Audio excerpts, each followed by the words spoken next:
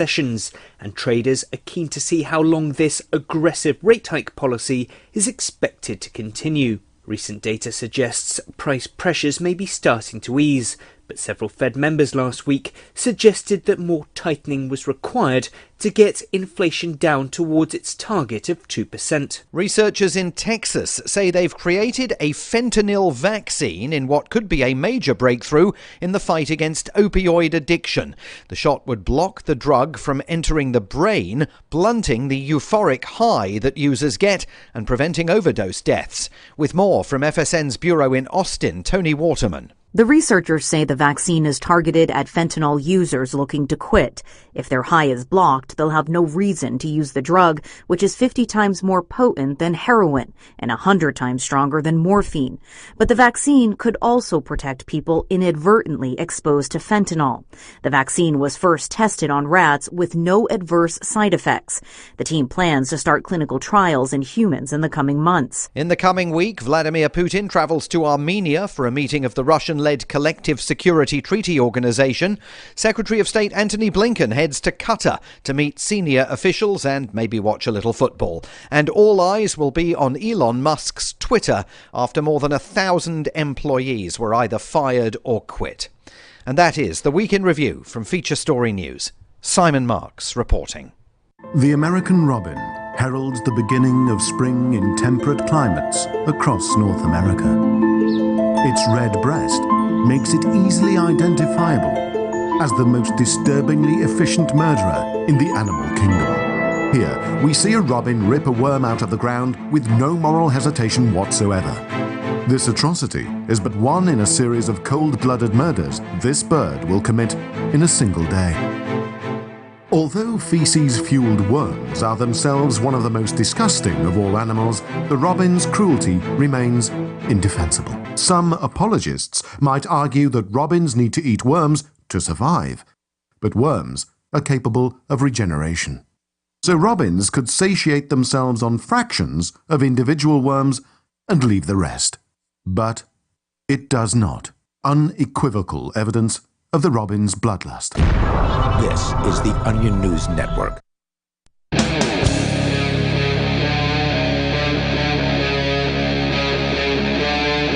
Free Talk Live.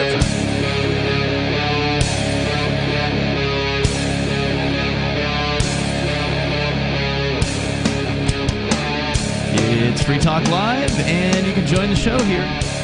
Bring up whatever you want. We're kicking off another live Saturday episode. The number for you is 603-283-6160. And you can, of course, bring up anything that is on your mind, something you might want to discuss with a national radio listening audience and also some people online as well. Technically, it's the number for everybody. That's true. That's true. You, the listener, Captain. You got to remember that whenever you're doing radio, you're talking directly to the listener. One of the common... I guess sort of inside jokes whenever I'm doing Free Talk Live is that I'll begin saying something and somebody will look at me like, are you calling me out on something, man? And I'll have to get specific and be like, I'm talking to the listeners now. Yes. Right. I'll have to be specific that, I'm not talking to you. I'm not talking to you. I'm talking to the listeners of the program. Indeed. So phones are open, 603-283-6160. Lots, of course, in the news to talk about tonight. Joining you, it's Ian. Peakless Mountaineer. And the Reverend Captain Kickass. And so you had a story, Captain, about 3D printed guns. They are back in the news. And this is getting to become old technology. I mean, I feel like these things have been around for close to a decade now. Well, they have. At this point, yeah. But, of course, they're going to keep getting better. They're going to become more affordable as 3D printing technology becomes more affordable. I mean, we don't see 3D printers in everybody's homes at this point. Yet. So we're not there yet. But there's probably one in your neighborhood.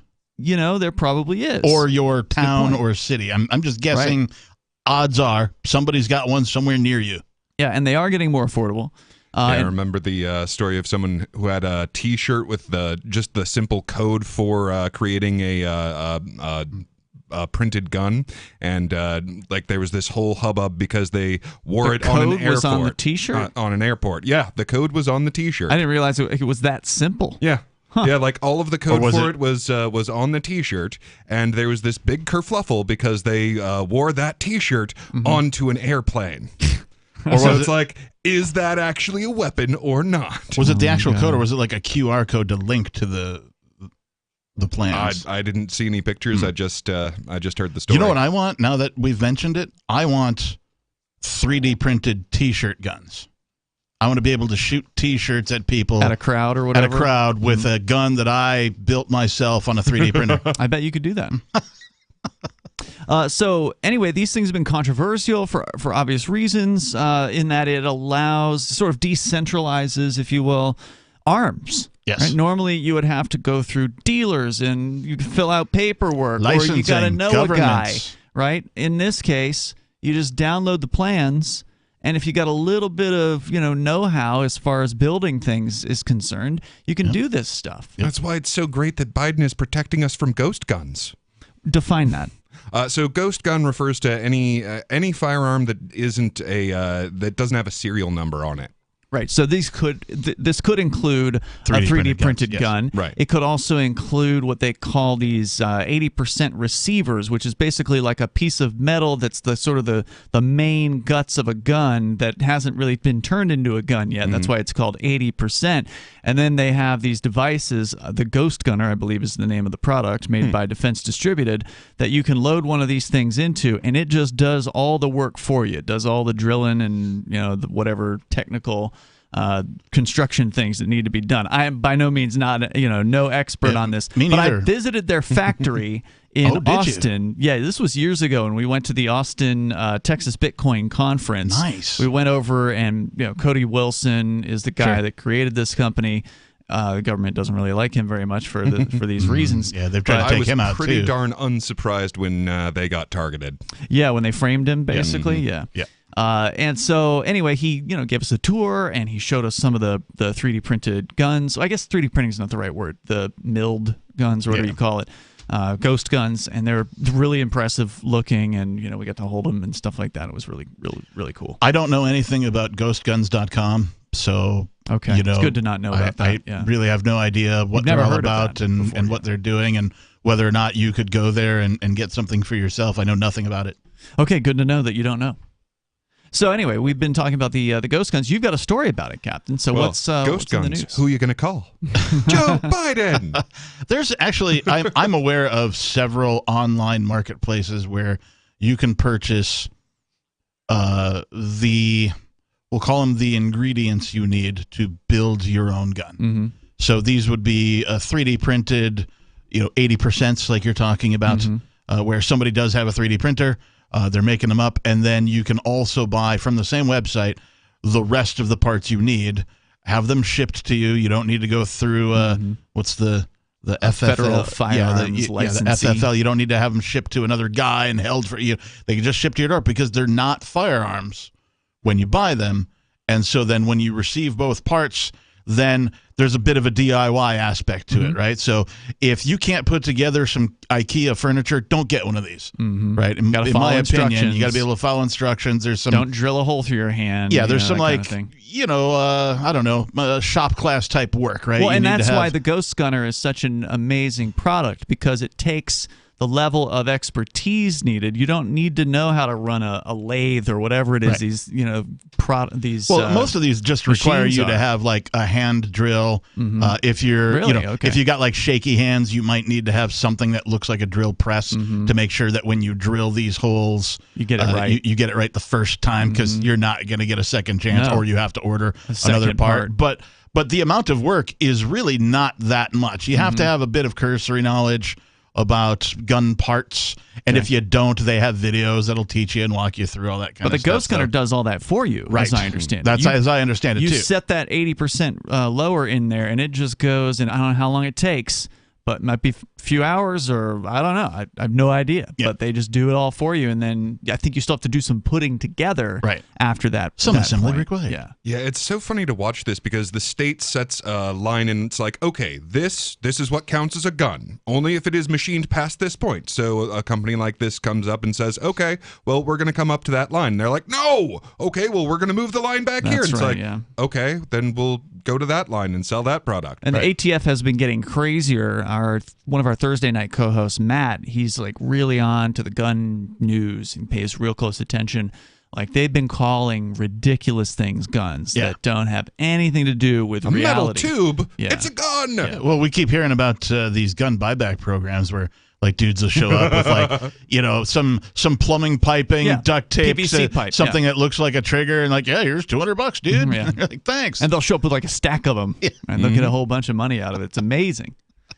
Yeah, and it's worth mentioning that this is one of those things that always gets targeted by Operation Choke Point and things like that. That is the banking restrictions that target things like porn stores. It's not illegal, but they still don't want you doing it, and they know that they can't get away with making it illegal. So they shut your bank accounts down. Right. So they just encourage banks not to work with companies that do paraphernalia or firearm-related things. Correct. And just to bring the point home a bit, if your government, whether you're in the United States or whatever state you're in here or any other country, if your government actually cared about you and your safety, they would almost be encouraging, if not giving you the ability to do this. Because everybody knows it's, military strategy 101, that the most difficult place to conquer is a heavily armed population. Mm-hmm. So if your government actually gave two craps about you and your family, they would be encouraging, if not giving you the ability to do this. But that's exactly why they don't want you to have them, because they want to have you conquered and have you under total control. Right. And an armed populace is a defense against that from happening. As long as they're the ones conquering you. But yeah, when Ukraine got invaded, what was the first thing they did was distribute... Send more guns. Yeah.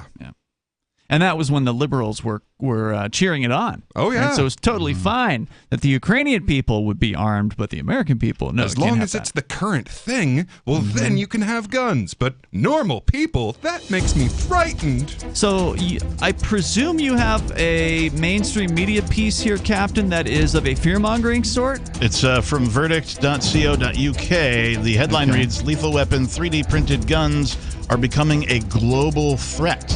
Okay, it sounds pretty, ridiculous. We'll get into that story coming up here in moments, and you can share your thoughts as well on 3D guns or whatever's on your mind here on Free Talk Live at 603-283-6160.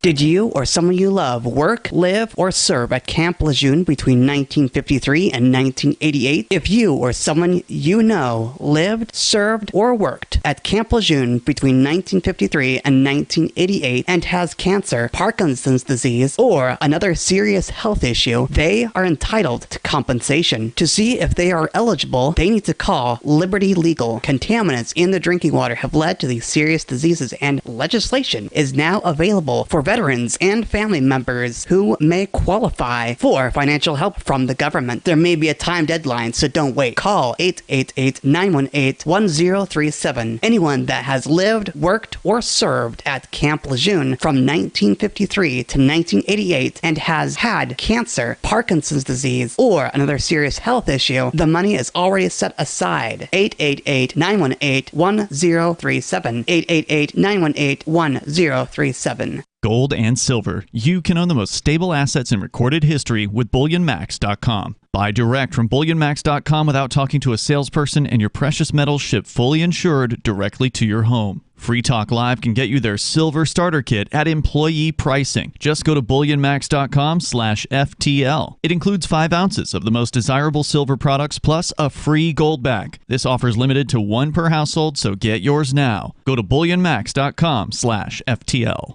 So you've signed the Shire Society Declaration and are planning your move to New Hampshire to be around more liberty-oriented people. Next, sign up for the Shire Society Forum at forum.shiresociety.com. There are a bunch of people there who are already in the Shire, and they want to meet you. If you're already in the Shire physically, you should also come by the forums. Remember, not everyone uses Facebook. New people are signing up for the Shire Society Forum every month, so drop in and say hello at forum.shiresociety.com. A congressman recently revealed that legislation totaling 2,900 pages and involving more than $1 trillion was available to members of Congress for less than 48 hours to study and consider.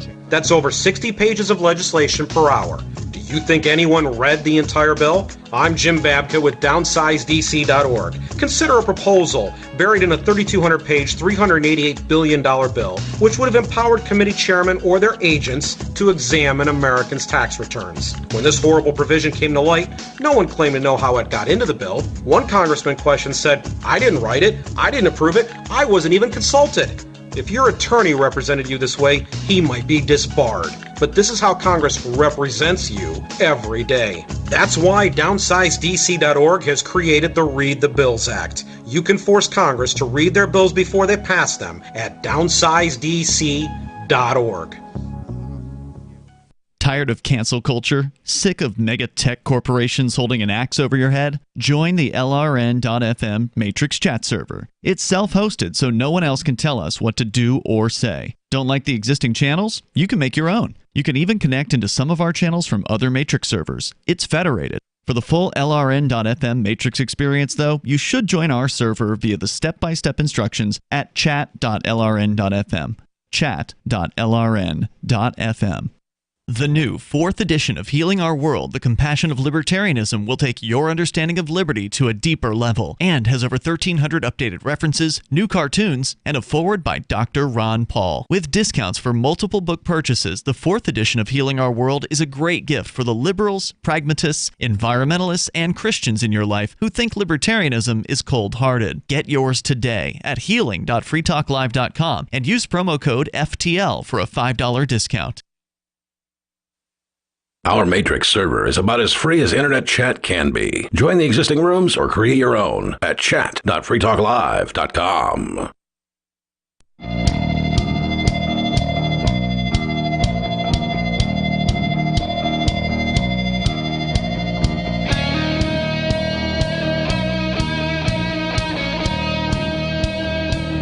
It is Free Talk Live. Phones are open. You can join us here. Talking about 3D printed guns. It's a newer technology that is pretty important because it decentralizes access to self-defense.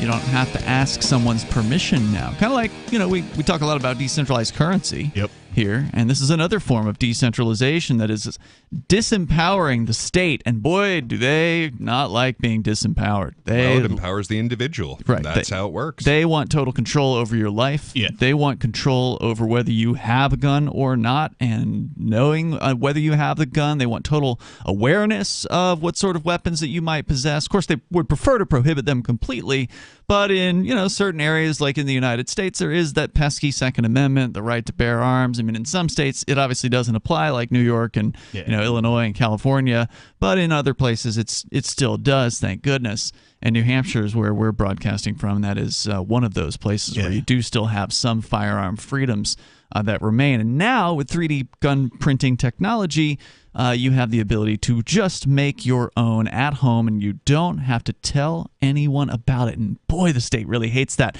By the way, I do want to say thanks to Bullion Max here for being a great sponsor on Free Talk Live, and they've got a great offer for you. If you've never been into silver or gold before, but you've heard that they are the most stable assets in recorded history, and maybe you're aware that some savvy investors are buying that stuff up over many decades. It's not too late to get involved in that. You can do that by going and getting their Silver Starter Kit at employee pricing. It's got 5 ounces of the most desirable silver products, plus they're throwing in a free gold back. So it's back? It's back. Yeah, it's back in. It was sold out for a few days. Now it's back in stock. Back by popular demand. And you can get yours, only one per household, though, so go ahead and get yours now over at bullionmax.com/FTL. Now, if you've already got the Silver Starter Kit, you've probably already explored their website, and you've probably already seen their huge selection of gold and silver products from all around the planet. They're just amazing selection there at Bullion Max. Check them out at bullionmax.com/FTL. Get your Silver Starter Kit with the free gold back. And also check the rest of their inventory. You get your precious metal shipped directly to you, fully insured, and you don't have to talk to a salesman.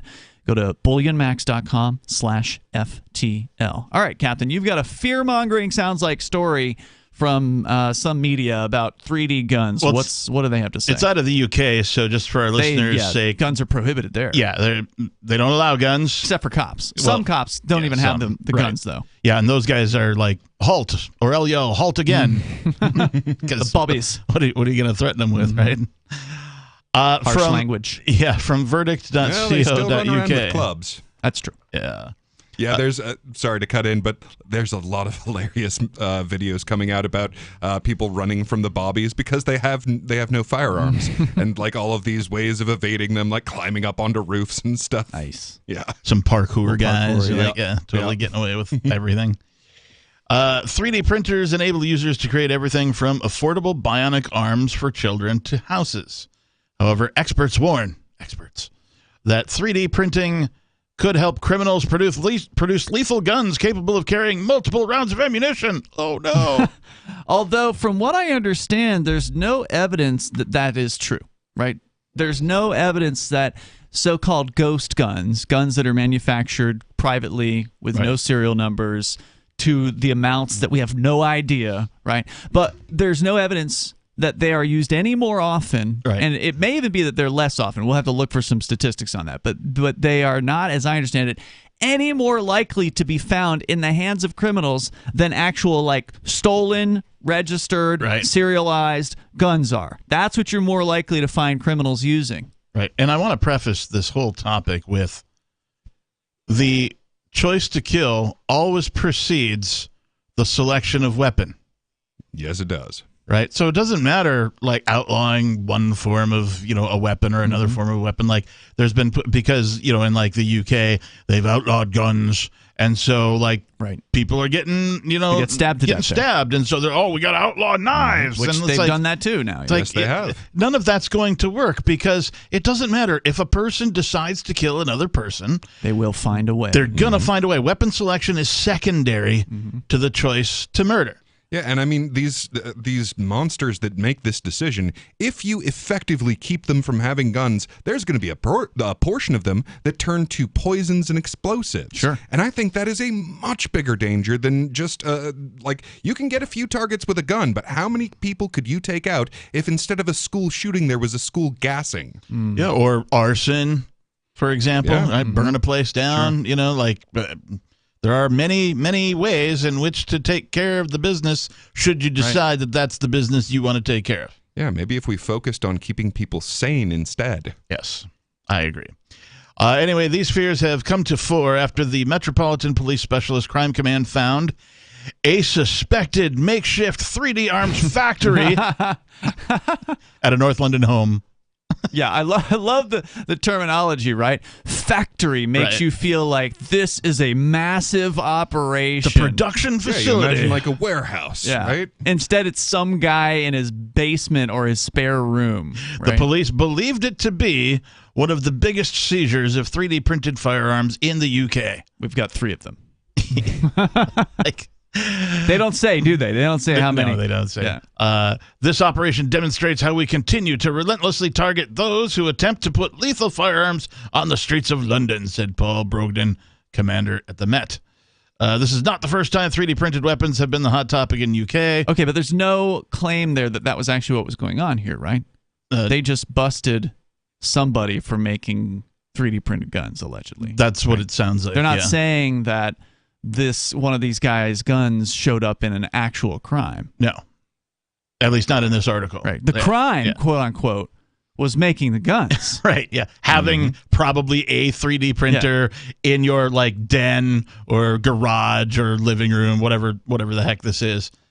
But they're blowing this up to be something that it was probably you not. should be afraid. Some guy in your neighborhood had a 3D printer. Yeah. Unlike a traditional gun, which has multiple parts, a 3D printed gun is printed as one solid object, says Carolina Pinto, an analyst at research firm Global Data. It's most often made through extrusion-based technology. This is where plastic is forced through the nozzle and printed. Pinto says 3D printed guns still need manufactured ammunition, pins, spirals, and barrels because they need to be metal. 3D printers, just the way you like them. We need the metal. Where's Ronnie James Dio when you need him? 3D printers that use plastic are cheaper for consumers than using full metal ones.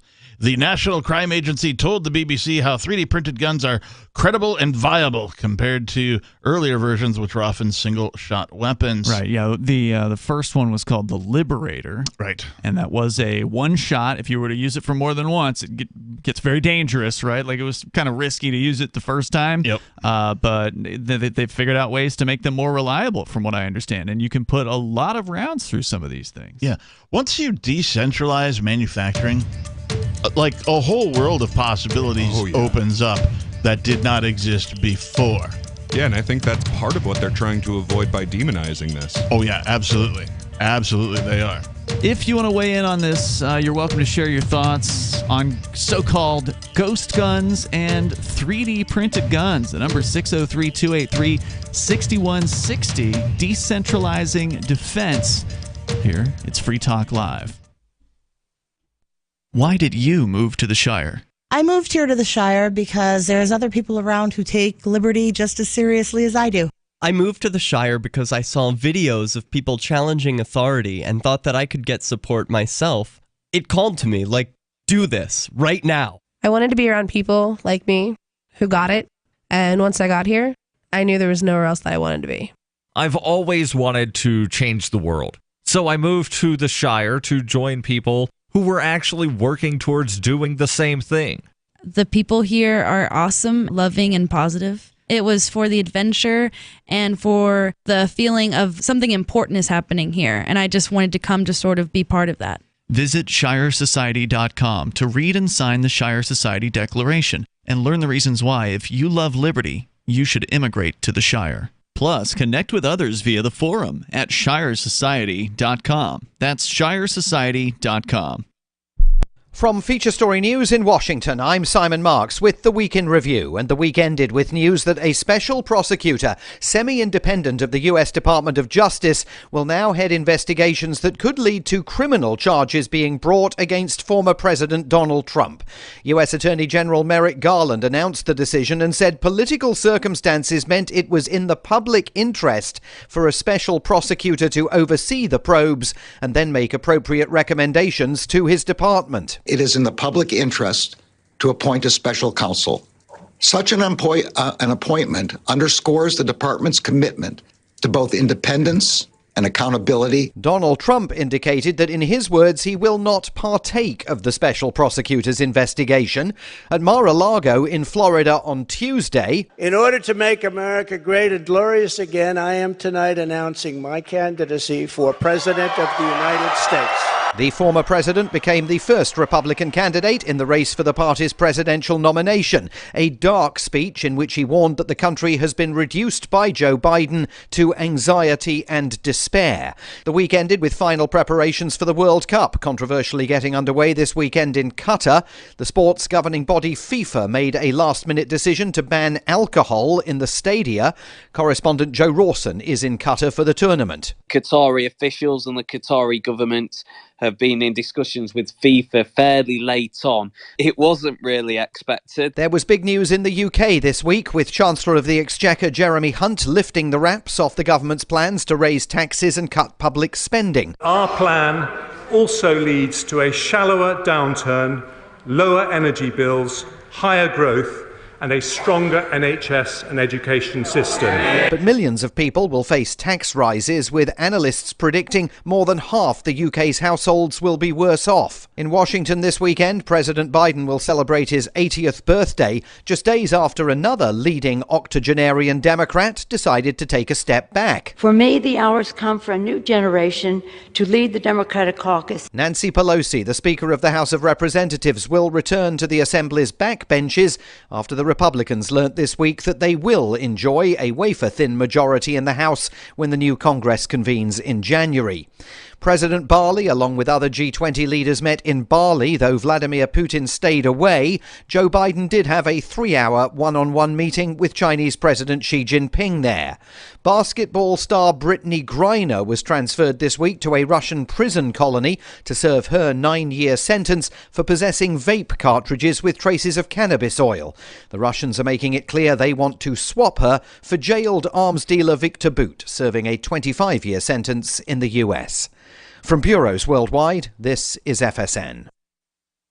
you can stick it to the man and big tech. Join our FTL social mastodon at social.freetalklive.com.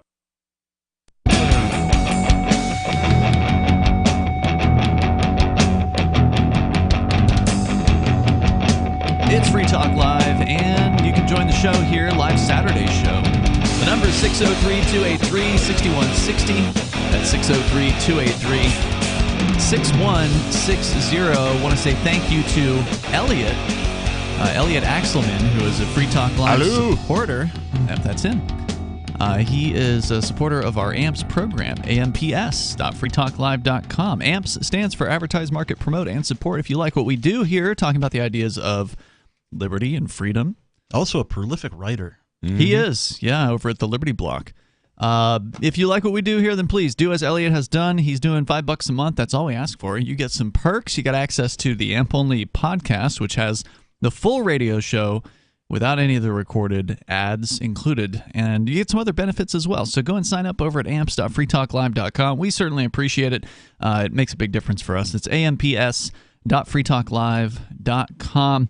Ian Peakless Mountaineer and Captain Kickass here tonight. We're talking about a story from the UK where police are touting the fact that they have busted what they believe to be a 3D printed gun manufacturing facility. A factory, if you will. A quote-unquote factory, which they found in somebody's house.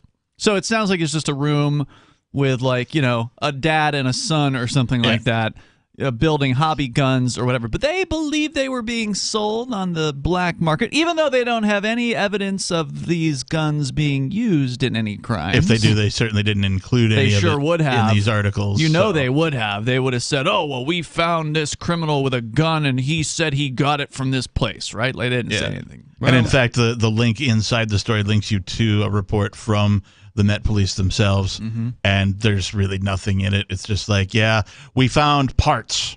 Yep. Like, we suspect, but they didn't find any actual fully assembled guns. They just found parts. And they arrested the two guys, tried to question them. Hopefully they didn't talk. And then, they cut them out on bail. So it doesn't sound like they had a whole lot to hold them on. What were you going to say? I was just going to point out that the state tends to do more pretense of actually protecting us from things, and they make believe that any violation of their arbitrary restrictions is just is the worst thing. That is the damage to other people itself to defy their rules. Someone could have done something. You were speeding. You owe me money. Never mind, you were driving perfectly safely. Right. And in the same way, you could possibly have harmed another individual. I mean, you didn't threaten anyone or harm anyone or threaten to harm anyone, but you could have. It was possible because you didn't follow the restrictions. You had 2 beers and then drove. Dun, dun, dun. But you're like 6'7" and 350 pounds. Like, come on, man. Really? Anyway. So what else do we need to know about this story? Fear-mongering. Sub-headline, are the weapons getting even more dangerous? Guns are just as dangerous as they've always been. Experts fear the spread of 3D printed weapons and the potentially lethal threat to the public they represent across the globe, not just in the UK. In October, Australian police seized around 80 illegal 3D printed firearms in Victoria. This included some homemade military-style weapons, quote-unquote, and 3D printers, according to 9 News. In the same month, U.S. Senator Edward J. Markley co-led a call to President Biden to roll back the deregulation of gun rules initiated by Donald Trump. The rule weakens export controls, which were designed to prevent 3D printed firearm computer files from being posted on the internet. Are we expected to believe that they rolled back rules? Wasn't it Donald Trump that put a bump stock ban into place? Yep, Yep, that's the guy. I got it. The reason they're more dangerous is because ghosts pass through walls. Oh, and if they take guns with them, then exactly. Way more dangerous. That's why it's more dangerous. By the way, before anybody gets it in their mind that this is only happening in the UK, it's not hard to find multiple stories from right here in the United States. With people being arrested for, and also Canada, quite a few of them there as well, people being arrested for 3D printed guns. I mean, it's happening in New York, it's happening in Connecticut, it's happening in Ohio. I mean, it's all over the place. So yeah, the Commonwealth countries are just a little bit further ahead in tyranny is all. But everything that they do in Australia or the UK or any of these countries, it's all headed to your town soon. And the thing is, when they, like this article says, like, the threat. And if you're just an average Joe reading this, you feel like that means these 3D printed weapons are a threat to me. But no, that's not what it means. The truth of the matter is, when you read these articles and you hear particularly this one say, the threat, what they mean is the threat to the state, the threat to the status quo, the threat to the people, to your owners, to your rulers. That's where the threat is. So if you get these, that means they're going to have less power to rule over you. And to me, that's a good thing. Unauthorized killing is not allowed. Right. Authorized killing, on the other hand, is necessary. Yeah, so according to just another story here at Fox 5 New York, they're talking about the number of ghost guns they've snatched from people in New York City. 2019, it was 47 ghost guns. In 2020, it was 150 ghost guns. And that's, however many people, I don't know, maybe one person had more than one gun, but you're talking about dozens, if not, over 100 people that have now had their lives ruined simply because they had a hobby or they wanted to protect themselves or whatever. They're not saying these people were hurting people. Yeah, and how were they seized, too? Do they count gun buyback programs as seized? I question the numbers. I question the sources. Like, where do they get their numbers from? They are likely to stretch those numbers for sure. Yeah. Does seized mean full on swatted FBI style raid with the most all of the it's probably just people getting whatever? arrested for other reasons and they had one on them or something like that. Yeah. What else do we need to know, Captain? How can the 3D printed gun threat be stopped? Experts say action is needed to stop the threat of 3D printed weapons in its tracks. Without action, regulation, legislation, and vigilance being taken against 3D printed weapons, the threat will continue to grow, says David Bicknell, principal analyst at Global Data. Let me just clarify. A gun, whether it was 3D printed or whether it was bought at a gun show or given to you by your grandfather or whatever, a gun is not a threat. Right. It's just an inanimate object. It's like a screwdriver. A piece of metal, or apparently now very hard plastic in the case of some of these 3D printed guns. It's just a thing that sits on a shelf or on a in somebody's waistband or whatever, wherever it is. It's not a threat unless it's carried by someone who intends to do you harm. Right. And then, as you pointed out, Captain, that person could be carrying a club. They could be carrying a bat. They could be carrying brass knuckles. They could be carrying all kinds of things. They could be a highly trained martial arts master. Well, right? to illustrate how ridiculous an article like this is, all we need to do is substitute 3D printed guns for 3D printed hammers, for example. That could How be a can threat, too. 3D printed hammers be stopped? Experts say action is needed to stop the threat of 3D printed hammers in their tracks. Yeah. Without action, regulation, legislation, and vigilance being taken against 3D printed hammers, the threat will continue to grow. Well, look at all the Give 'em success. time. I mean, look Give at 'em all time. look at all the regulations and the the regulations and what else? Regulation, Laws, legislation, action, and vigilance. Didn't they do all that with drugs? Oh, yeah. Yeah. I think they did that for years and spent trillions of dollars, at least here in the United States, on trying to stop drugs. Yeah, go back even further and look at prohibition, alcohol prohibition. They failed. Total failure. They failed. And in fact, they ended up poisoning hundreds, thousands of Americans. Well, and if the UK stays on the track that it's on right now, then this is actually going to happen very soon for knives. They will be 3D printing their knives just because they want to cut up a salad.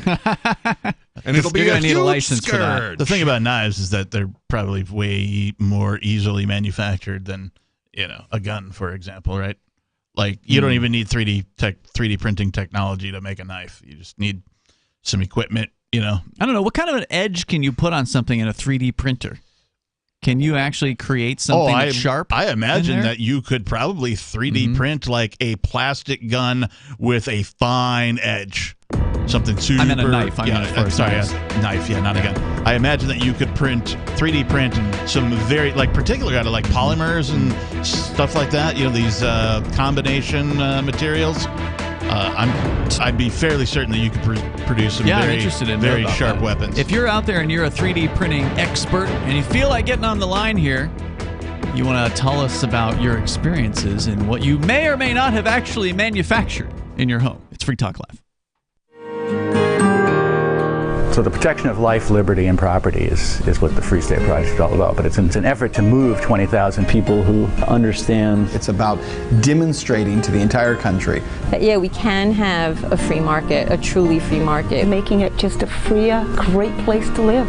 It's the world's largest voluntarist libertarian community, and it's only getting bigger. That's amazing, to be able to move to a place where other people passionately believe in being free and independent. What the Free State Project is managing to do, though, is to put their money where their mouth is. It's physically getting up across the country and saying, let's go someplace and let's demonstrate the power of these ideas. There's a lot of kind of philosophy that surrounds liberty. There's a lot of thinking about it and talking about it. But here in New Hampshire, people are doing it. 101 Reasons Liberty Lives in New Hampshire, a documentary by Free State Project Early Movers. Watch it free at 101reasonsfilm.com. 101reasonsfilm.com. Should you be able to earn an honest living free from senseless government interference? The Institute for Justice thinks so. That's why we've spent years defending hard-working men and women from pointless government regulations. Nationwide, IJ has created opportunity by reducing government power. But there is still more work to be done. Visit our website today at ij.org. Let IJ take care of the government so you can take care of your business. If you want to know the latest about Free Talk Live before we go on the air, all you need to decide is how you want it delivered. It's your choice. Visit news.freetalklive.com to receive our usually weekly news updates by email. Plus, we have a Twitter account at twitter.freetalklive.com, and you can follow us on the decentralized Mastodon platform at toot.freetalklive.com. So please follow us at toot.freetalklive.com and sign up for our emails at news.freetalklive.com.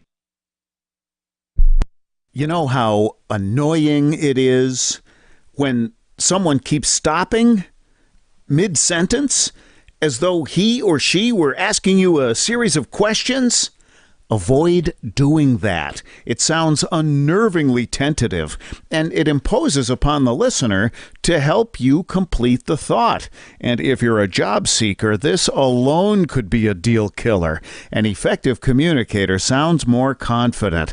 Complete the thought. Avoid making the listener impatient. With money and attention so scarce now, effective communication skills have never been more important. Cutting through the clutter rather than blending into the blah, blah, blah will help you connect better no matter what the conversation. For more tips, hit survivalspeech.com. I'm Holland Cook. Survivalspeech.com.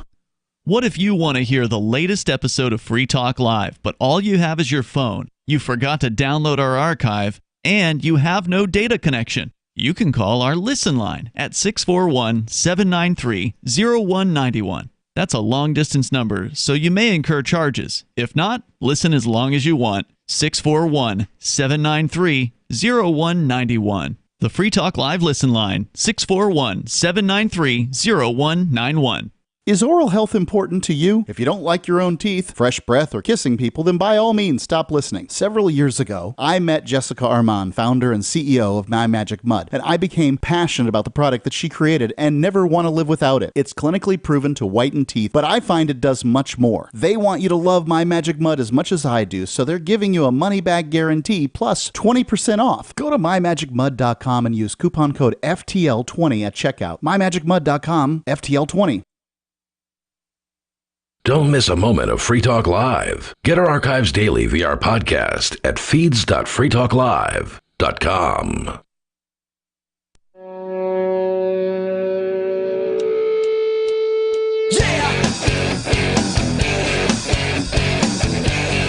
Yep, it is Free Talk Live, and you can join us. The number is 603-283-6160. That's 603-283-6160. Here in the studio tonight, it's Ian.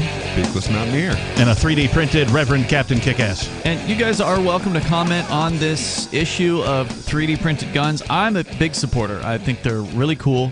Having seen them, having held them previously at Defense Distributed there in Austin, I'm not like, I'm a big supporter of gun freedoms. I've fired guns many times in my life. I've owned them. I don't currently because I'm on bail conditions by the federal government. They took the gun that, one of them at least, from this home when they raided it, and hopefully I'll have that rights restored because if you do have a right, they shouldn't be able to just take it from you on an accusation, but that's the way they do things. Guilty until proven innocent. I've had that stripped from me now for almost 2 years of my life. Of course, the Crypto 6 thing is going to trial here very soon. That comes up on December 6th. That's going to be the jury selection. So we've been following what happened to Free Talk Live co-hosts, not just me. There were multiple co-hosts on Free Talk Live and some of our friends.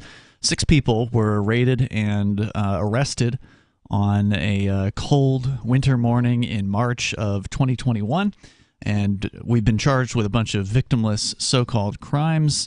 Our rights have been stripped from us, and unfortunately some of our friends have taken plea deals on these charges. I am the only one left that is going to trial, and so we will be standing up for the right to, have Bitcoin and sell Bitcoin if you want to, and not have to ask government permission. I don't know if you know, Will. I assume the public is allowed at the trial? Yes. Generally in the United States, trials are open to the public with the exception of juvenile trials, and in those cases, at least in New Hampshire, if somebody who's under the age of majority is on trial, that person can still choose to open their trial up to the public. Can the public filming is allowed? Yeah, not in federal court. That's what I was going to ask. Oh, right. What about audio? Yeah. Nope. Not quite Star Chamber, not quite public. There is going to be a request put in to make a feed available, since one of the positive things that happened during COVID was a lot of the courts kind of got their act together. Figured out how to use Zoom. And figured out how to put a camera in and a microphone in and actually have a feed available online. So these courtrooms are wired for sound, and I believe they have cameras. They may or may not, or maybe they don't have enough cameras for a full trial coverage. They certainly don't have like an operator sitting there switching camera angles or anything like that. So if there is a camera in the court, it may be fairly rudimentary. I don't know. Can you bring a cell phone? Nope, not unless you're an attorney or a federal agent. So no, they take all that stuff from you at the front door. In fact, if you're going to come to a federal court, I would recommend you don't bring your cell phone even into the building, because they will take it from you. They will hold it at the front desk and then allow you to retrieve it on the way out. Right. However, they do not issue numbers with them. So, for instance, if you actually in New Hampshire, where guns are relatively free, common, as we've been discussing here, you can go into a court. Now, this isn't legal advice. This is just my experience. This is what I've seen happen. I've seen people go into a court, stop before they go through the metal detector, tell the court security, which are usually run by the sheriff's department, tell them, I have a gun or a knife or something like that. Yeah. I'd like to check it with you.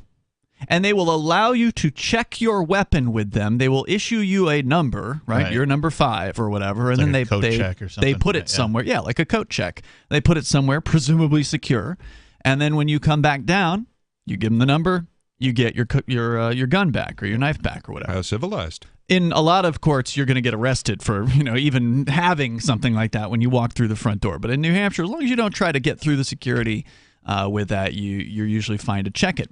Federal court, there's signs up that say no guns allowed in the building. Like if you even walk through that front door with any kind of weapon on you, you're going to possibly be facing felony charges. They're not going to be as forgiving, perhaps, as the state people. But if you have a cell phone, they'll just take it from you, and they just leave it out on a table with everybody else's cell phones, and they have no idea which phone is yours. So if you were an unscrupulous, dishonest person, you could say, ooh, I could use a new iPhone 15 if somebody had left that there, and you could just literally pick it up and walk out with somebody else's cell phone, and these guys would have no idea. They would have no. So don't bring cell phones into the building. It's risky. Plus, you're putting it in their hands, and then who knows what they're going to do with it. Can a guy bring like pen and paper? That's about it. Pen and paper. That's a deadly weapon. Yeah. I mean, they say the pen is mightier than the sword, so perhaps it is. Yeah, and there may be things that you want to make note of. We are hoping to put, like I said, a feed of some sort. It may just end up being, if it's allowed, it may just end up being an audio feed. So that argument has yet to be made in front of the judge, but that is something that we do intend to do, because this is a case This isn't like your typical violent thug case, right? Not at Where all. it really doesn't affect that much outside of the immediate vicinity. This case is much more important as far as it could affect a lot of people in the cryptocurrency world. So, Well, especially being, according to my information, they've already admitted that there were no victims.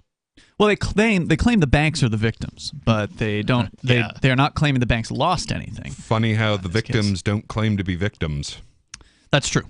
So, for your own good, we'll protect you from things you desire no protection from. It's funny how there was not really a threat until the banks started threatening. Huh, weird. So you can support the Crypto 6 documentary. There's one being produced by some independent film producer types based Are they out of coming to town Mexico. again? They're coming back up because they've been doing pretty good apparently on this fundraiser. I don't think they're to their goal quite yet. Yeah. But if you want to help them push over, Please help. Apparently they've been getting a lot of crypto donations. So they have an Indiegogo fundraiser, but they can't take crypto through that, and Indiegogo takes like 10% or something. So if Right. you want to avoid that, just contact them directly through Ballad of the Crypto 6 with the numeral 6.com. That's Ballad of the Crypto 6. .com and get in touch with them. And of course there's perks and stuff like that, like you could host Free Talk Live or have lunch with your favorite Free Talk Live hosts, things like that. Ballad of the Crypto 6 with the numeral 6.com. So if you care about freedom and cryptocurrency, this is definitely a trial that you're going to want to pay some attention to. But you shouldn't have to fly to New Hampshire and get a hotel room for 2 weeks, because it's expected to be a lengthy trial just to sit in a courtroom to watch this thing. You should be able to be in California or Florida or wherever it is you are and watch this thing online. So hopefully that thing, some sort of an online feed will be approved. But no individual cameramen or media people are allowed in federal court. It's stupid. It's ridiculous. And it's been in place, by the way, since I believe it was 1946. I did some research on it's a court rule. It's a Supreme Court. I believe it was the Supreme Court.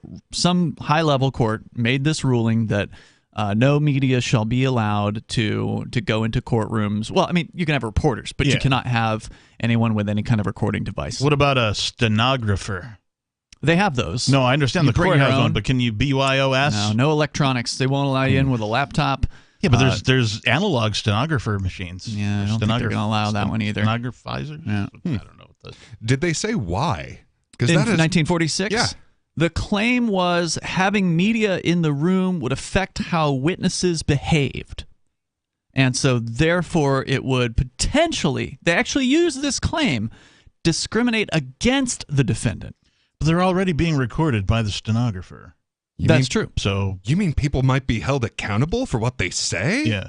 I know, weird, huh? And I can understand part of the argument. It is definitely true that some people will change their behavior in front of a camera. It's not about the witnesses changing their behavior. It's not about the accused. It's about the judges, the bailiffs, the prosecution. It's about getting people to see what goes on in these government courts. Had people been able to watch the Ross Ulbricht trial rather than just read the reports, and I don't want to minimize the Wired reporter, I think it was Andy Greenberg was there. He did very in-depth, very interesting coverage, and we used a lot of it on the air here, so I don't want to minimize that. But to be able to see it for yourself, instead of having to go through the eyes and the ears of some reporter who might be missing details, they might be purposely leaving things out.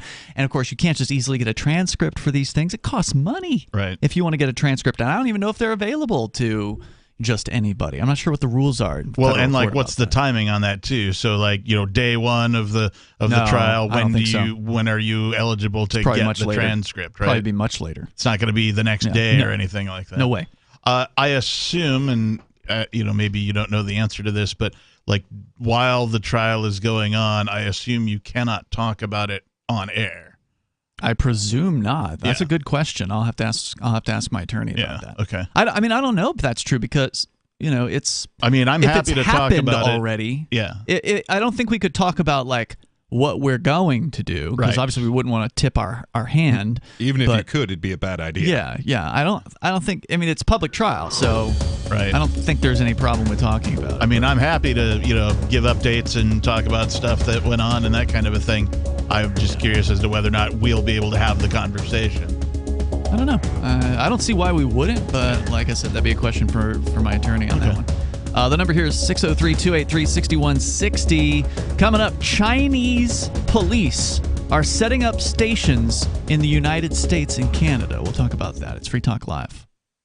Did you or someone you love work, live, or serve at Camp Lejeune between 1953 and 1988? If you or someone you know lived, served, or worked at Camp Lejeune between 1953 and 1988 and has cancer, Parkinson's disease, or another serious health issue, they are entitled to compensation. To see if they are eligible, they need to call Liberty Legal. Contaminants in the drinking water have led to these serious diseases, and legislation is now available for veterans and family members who may qualify for financial help from the government. There may be a time deadline, so don't wait. Call 888-918-1037. Anyone that has lived, worked, or served at Camp Lejeune from 1953 to 1988 and has had cancer, Parkinson's disease, or another serious health issue, the money is already set aside. 888-918-1037. 888-918-1037.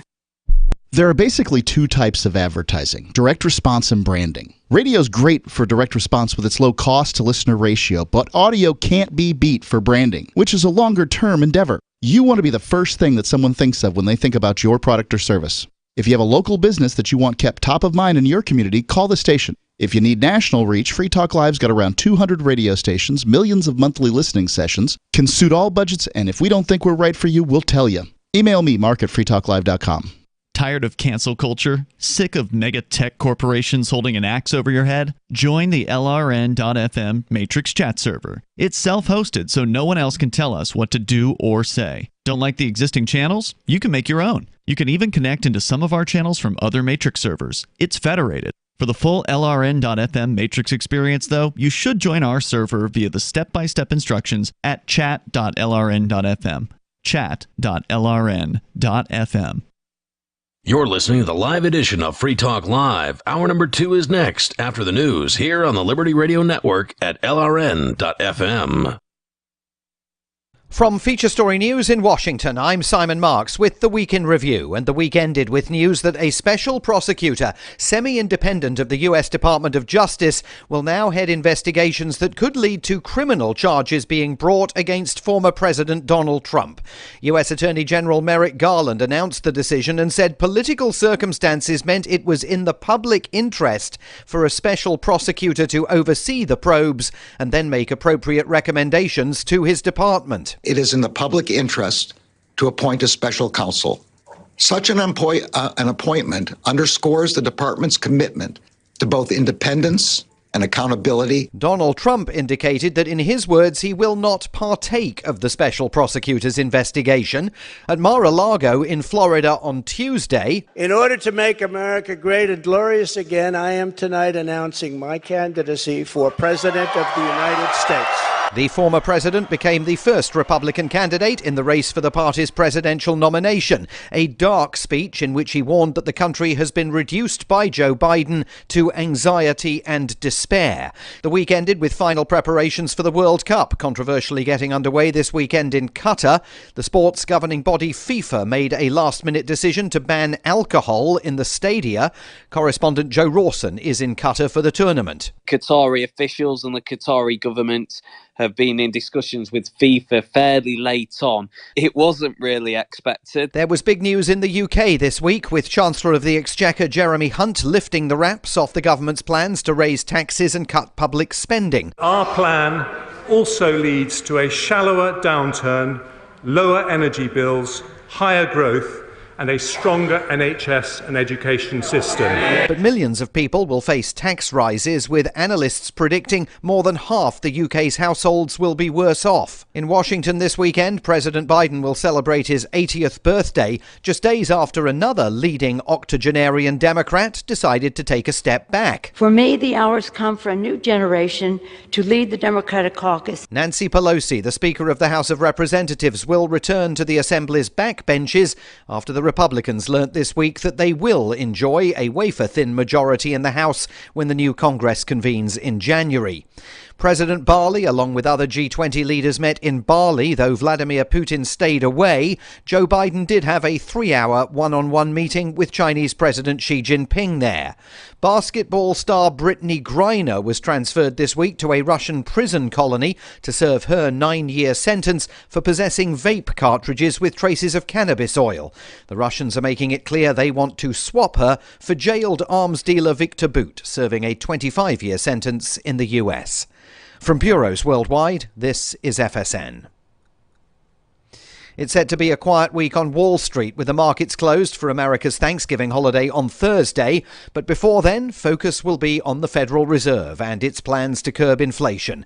With the preview from FSN's business desk in New York, Will Denzelo. At the start of the month, the Federal Reserve raised interest rates by 0.75%. On Wednesday, the minutes from that meeting are slated to be released. The Fed's raised rates by 75 basis points in its last 4 sessions, and traders are keen to see how long this aggressive rate hike policy is expected to continue. Recent data suggests price pressures may be starting to ease, but several Fed members last week suggested that more tightening was required to get inflation down towards its target of 2%. Researchers in Texas say they've created a fentanyl vaccine in what could be a major breakthrough in the fight against opioid addiction.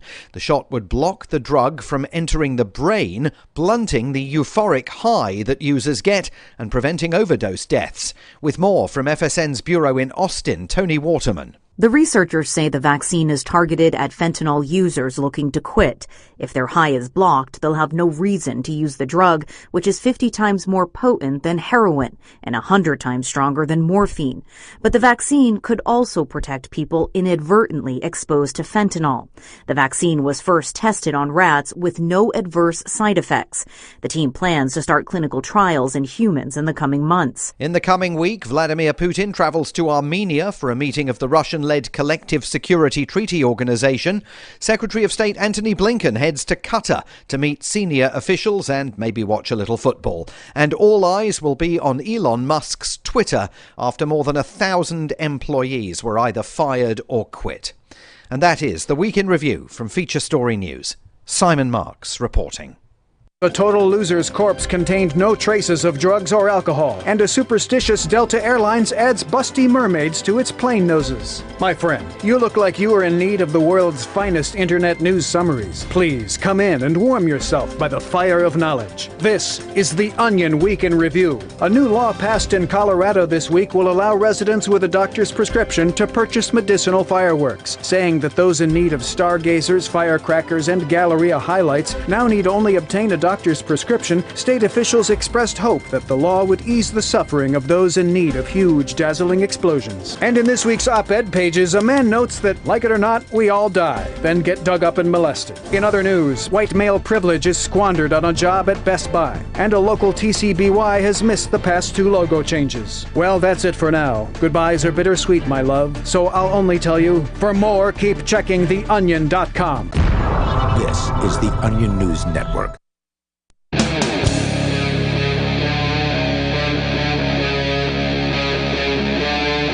Free Talk Live.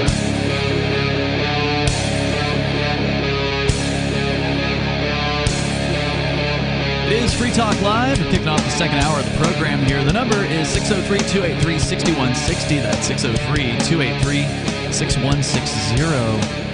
Here in the studio tonight is Ian, Peakless Mountaineer, and the Reverend Captain Kickass. We got a disturbing story here that actually I saw in the news a couple of months ago, and it was one of the things that we just never get to, right? Like, there's always a lot of stuff to talk about. We don't have a chance to talk about all of it. We could do another show every day for all the stuff that we don't get to. Yeah, we could. We could. Even if we turned off the phones entirely, we still wouldn't get through all of it. But so this is one of those stories about the Chinese government setting up so-called unauthorized police stations in the United States. And this is back in the news now because, the FBI apparently has an opinion about this, and Yahoo News Reuters has the story. Unauthorized by whom? Presumed by the United States. Okay. According to the story here, they are possibly looking to influence operations of what I'm not sure. This is according to the FBI Director Christopher Wray in a Reuters report. Safeguard Defenders, a European-based human rights organization, published a report in September revealing the presence of dozens of Chinese police quote-unquote service stations in major cities around the world, including New York, and if I recall correctly, also like Toronto, I think, has one as well. Republicans in Congress have requested answers from the Biden administration about their influence. Wait, so is this so if you feel like you're not getting serviced well enough by your own government, you can go see what it's like to get serviced by another government? Right? I suspect it is for them to investigate Chinese people who are living in the United States and possibly bring them up on criminal charges, because that's kind of what police do. You know, that's my guess here. But the report said the stations were an extension of Beijing's efforts to pressure some Chinese nationals or their relatives abroad to return to China to face criminal charges. It also linked them to activities of China's United Front Work Department, a Communist Party body charged with spreading its influence and propaganda overseas. I think that this is exactly what the U.S. deserves after going after Julian Assange. You mean foreign police on its soil? Exactly. I mean, seriously, if you're going to go after someone who's not from here, and especially going after them for for being a traitor to not their own country, a man who's never stepped foot in the United States, by the way. Right. This guy's never even been here, and the United States is going after them for treason against a country that isn't even his. Honestly, this is what you sow, or what you reap when that's what you sow. Yeah, and of course the other countries are doing the bidding for the U.S. Like, they didn't actually go and arrest Assange. That was the U.K. government thugs that did that. In this case, you actually do have Chinese police who apparently are physically on U.S. property here, if you will. The FBI Director Christopher Wray said, "I'm very concerned about this. We are aware of the existence of these stations." He said, acknowledging them but declining to detail their investigative work on the issue. He said further, quote, "But to me, it's outrageous to think the Chinese police would attempt to set up shop, in New York, let's say, without proper coordination. It violates sovereignty and circumvents standard judicial and law enforcement cooperation processes." But the question clearly is, he's just racist. But I mean, he would be fine with it if it was white people, right? But my question is it illegal? Is it actually against some sort of law for the Chinese to bring police agents over to the United States, have them rent an office, and say, hey, look, we're not arresting people. We're just here talking to people. We're here investigating things. That depends on how they are classified. So, if it were me, let's say it was a free market and I was running a dispute resolution organization and I had an area that was basically agreed upon, this is acceptable behavior and I will be doing the enforcing in this neighborhood, and someone moves a police station from another dispute resolution organization, I would probably see that as an invasion. So if they are legally considered to be an invading force, then it's obviously against international law. So it really depends on what they classify them as. Well, yeah, what is an invading force? I mean, obviously an invading force would be someone who's using violence against the American people, but that's not what they're alleging is happening here, right? They're just Chinese cops, presumably doing Chinese investigations, and it's a weird issue, right? It's an unusual thing. It makes me wonder how long this has been going on for. When did these police stations open up? Well, and is it more a sign of the homogenization of governments around the world? What do you mean? Well, absolutely. So, we saw unprecedented government cooperation between governments when it came to COVID lockdowns and the mandates. They all were doing what they were all doing. Yeah, it was Sweden and maybe one other country that didn't lock down Belarus, completely. I think. Yeah. Mm-hmm. And every other country on Earth simultaneously locking down hardcore. Yeah. And unprecedented cooperation between these governments in doing so to basically ground the entire planet, right? Now, there's always been this sort of fear-mongering about one world government and, all that kind of a thing. And so if governments are truly beginning to cooperate with each other to subject their citizenry to, well, the things that they like to subject them to. Total control, oppression, make them their tax cattle, right? Milk them for as much of their life effort as they can get. If they're starting to cooperate, that's even scarier. The World Economic Forum recently put out, or at least I recently saw, like a promo piece for the New World Order. Like, seriously, using that word, for NWO. Using that terminology in like a 2-minute long promo, talking about how governments need to get on board, basically. I'll see if I can pull it up for you guys here in a little bit. But when asked by a Republican Senator, Rick Scott, if such police stations violated U.S. law, the FBI said they were, quote, looking into the legal parameters. Republicans in the U.S. House of Representatives sent letters to the Justice Department asking if Joe Biden's administration was investigating these stations and arguing they could be used to intimidate U.S. residents of Chinese origin. I think that's absolutely what they're intended to do, right? We know Lily Tang Williams. She is a friend of the show, if you will. She's a liberty activist who moved here to New Hampshire from Colorado, but ultimately coming to the U.S. from China, decades ago. And she's had a great life here ever since. She wanted to escape from communist China there, and she loves it in the U.S., and she's sad, of course, to see the U.S. going in a similar direction. That's one of the reasons why she moved here to New Hampshire. But I imagine she's on their list. She's probably on their list of people they would like to intimidate, possibly threaten her family members that still exist in China, because her whole family didn't go with her. Right, and that's kind of one of the things that these tyrannical states do is they'll go after your family and they'll put them in a prison camp if you don't do what they say. Right. So what this reminds me of is that there's always 3 layers of what's going on with different countries, especially superpowers, right? So on the surface level, they're completely against each other and we can't kowtow to China or Russia. No, we're against them. Now, on a little bit deeper of a layer, I mean, these rulers have way more in common with each other than they do with any of us. Right. So they will always work together if the outcome is going to be securing their own power as it is and expanding it. But on a third level, there's always the fact that, they're not really worried that much about us, and they are always jockeying for position with I mean, not necessarily countries, but with other powerful groups.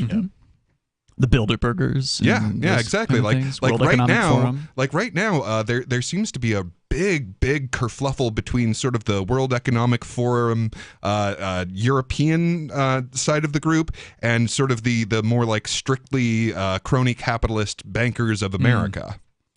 So, a Chinese embassy did not respond to a request for comment earlier this month, though its foreign ministry denied that it had those police stations, in the Netherlands after a probe by Dutch authorities.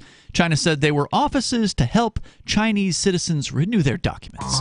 Christopher Wray from the FBI said the U.S. had made a number of indictments involving the Chinese government harassing, stalking, surveilling, and blackmailing people in the U.S.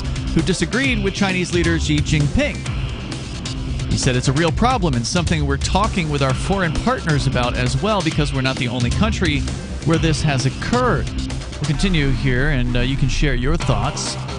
How do you feel about the idea of having Chinese police possibly just down the street from you in your city?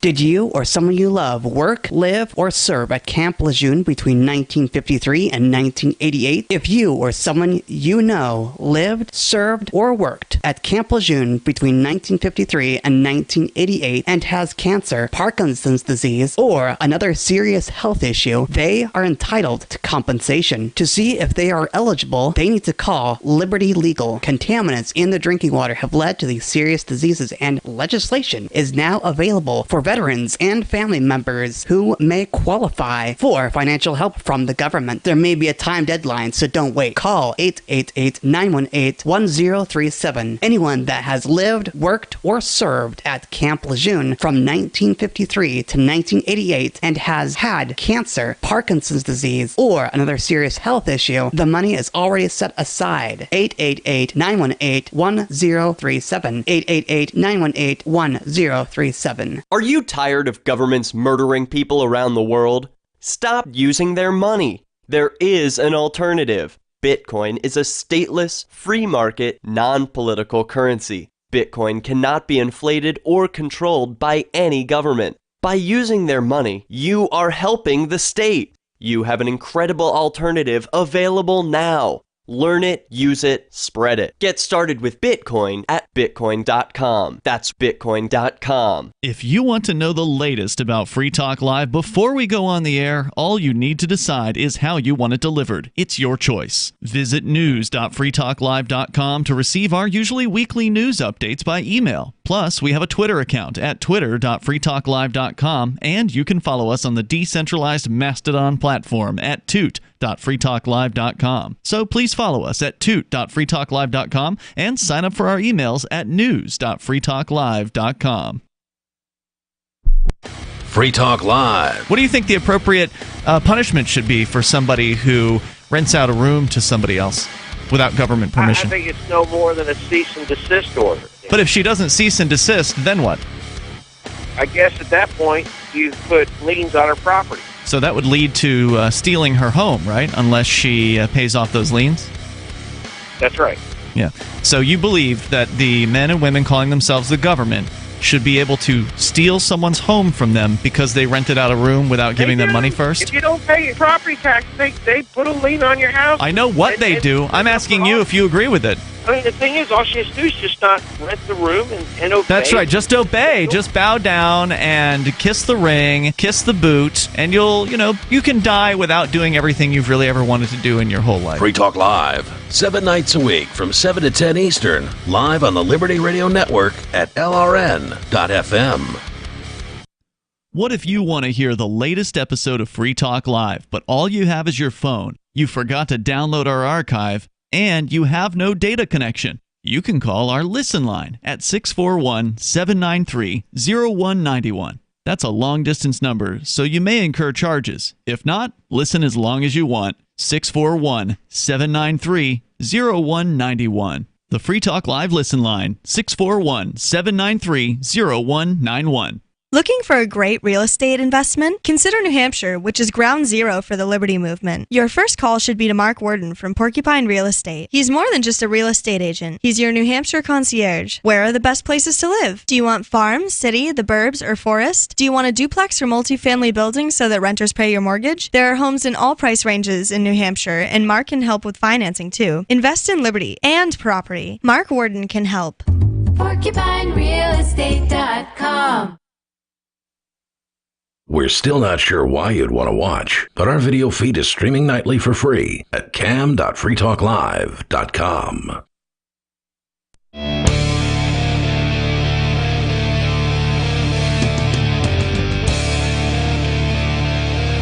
It is Free Talk Live, and we're here. We'll take your calls about whatever's on your mind. The number is 603-283-6160. How do you feel about having a Chinese police station down the street from your home? Feel terrible. Yeah, it would be awful. But then again, I also don't really feel great about having the Keene Police Department down the street from my house either.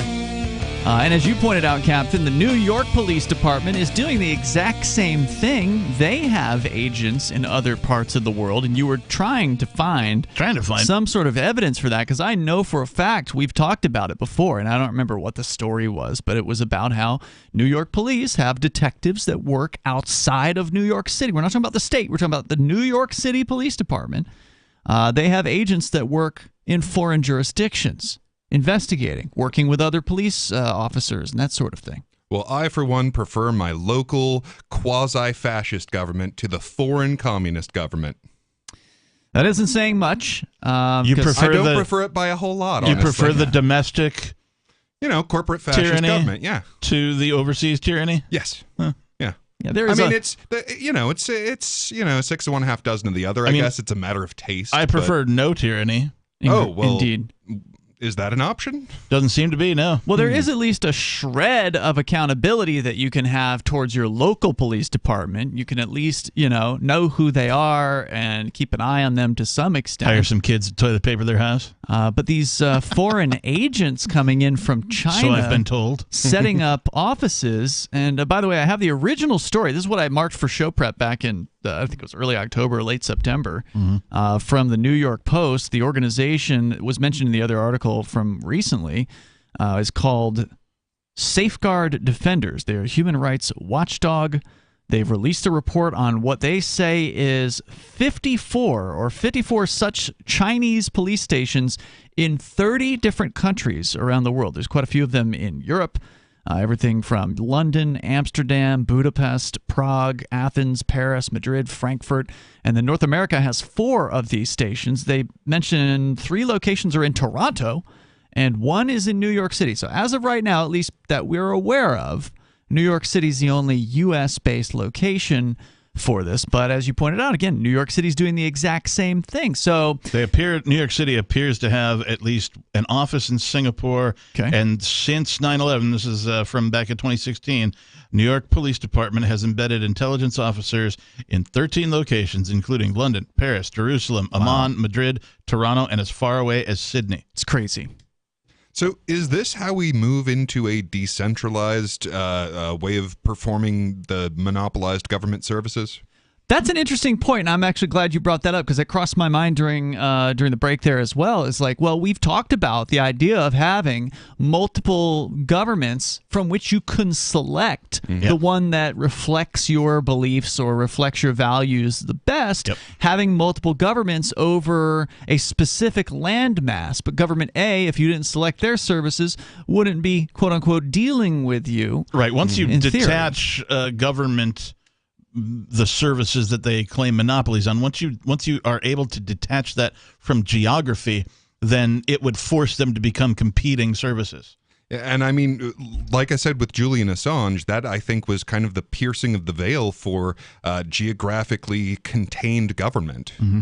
And I mean, we are in a time where all of the power is moving from centralization to decentralization. I mean, basically, the human species has gotten as far as it can by bringing all of the resources into one place. Right. And now that we've accomplished that, all of the places that are the most capable of moving and shifting and changing things and innovating and providing services are where they're more distributed.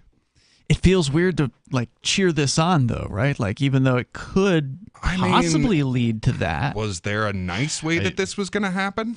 That's a good point, because if you decide you're going to set up a protection service under, some sort of private auspices, meaning you've got clients who are willing to pay you for this, but you don't go and ask the government entity, the people calling themselves the state in your area, whether you can be one of these protection services, right? Because they probably have a license for Wackenhut and for, whatever the other companies are, Garda, these private companies, private security organizations. If you decide you don't need to ask permission because you're a free person and free people should be able to start up their own businesses if they want to, and you want to provide protection to your neighbors, they're going to treat you like a criminal gang, right? They're going to say, oh, there's a gang that's set up in this area and they're trying to compete with us and they didn't ask our permission to do business here, so they're going to come in with the SWAT team or the Bearcat or whatever kind of violent tools necessary and shut you down.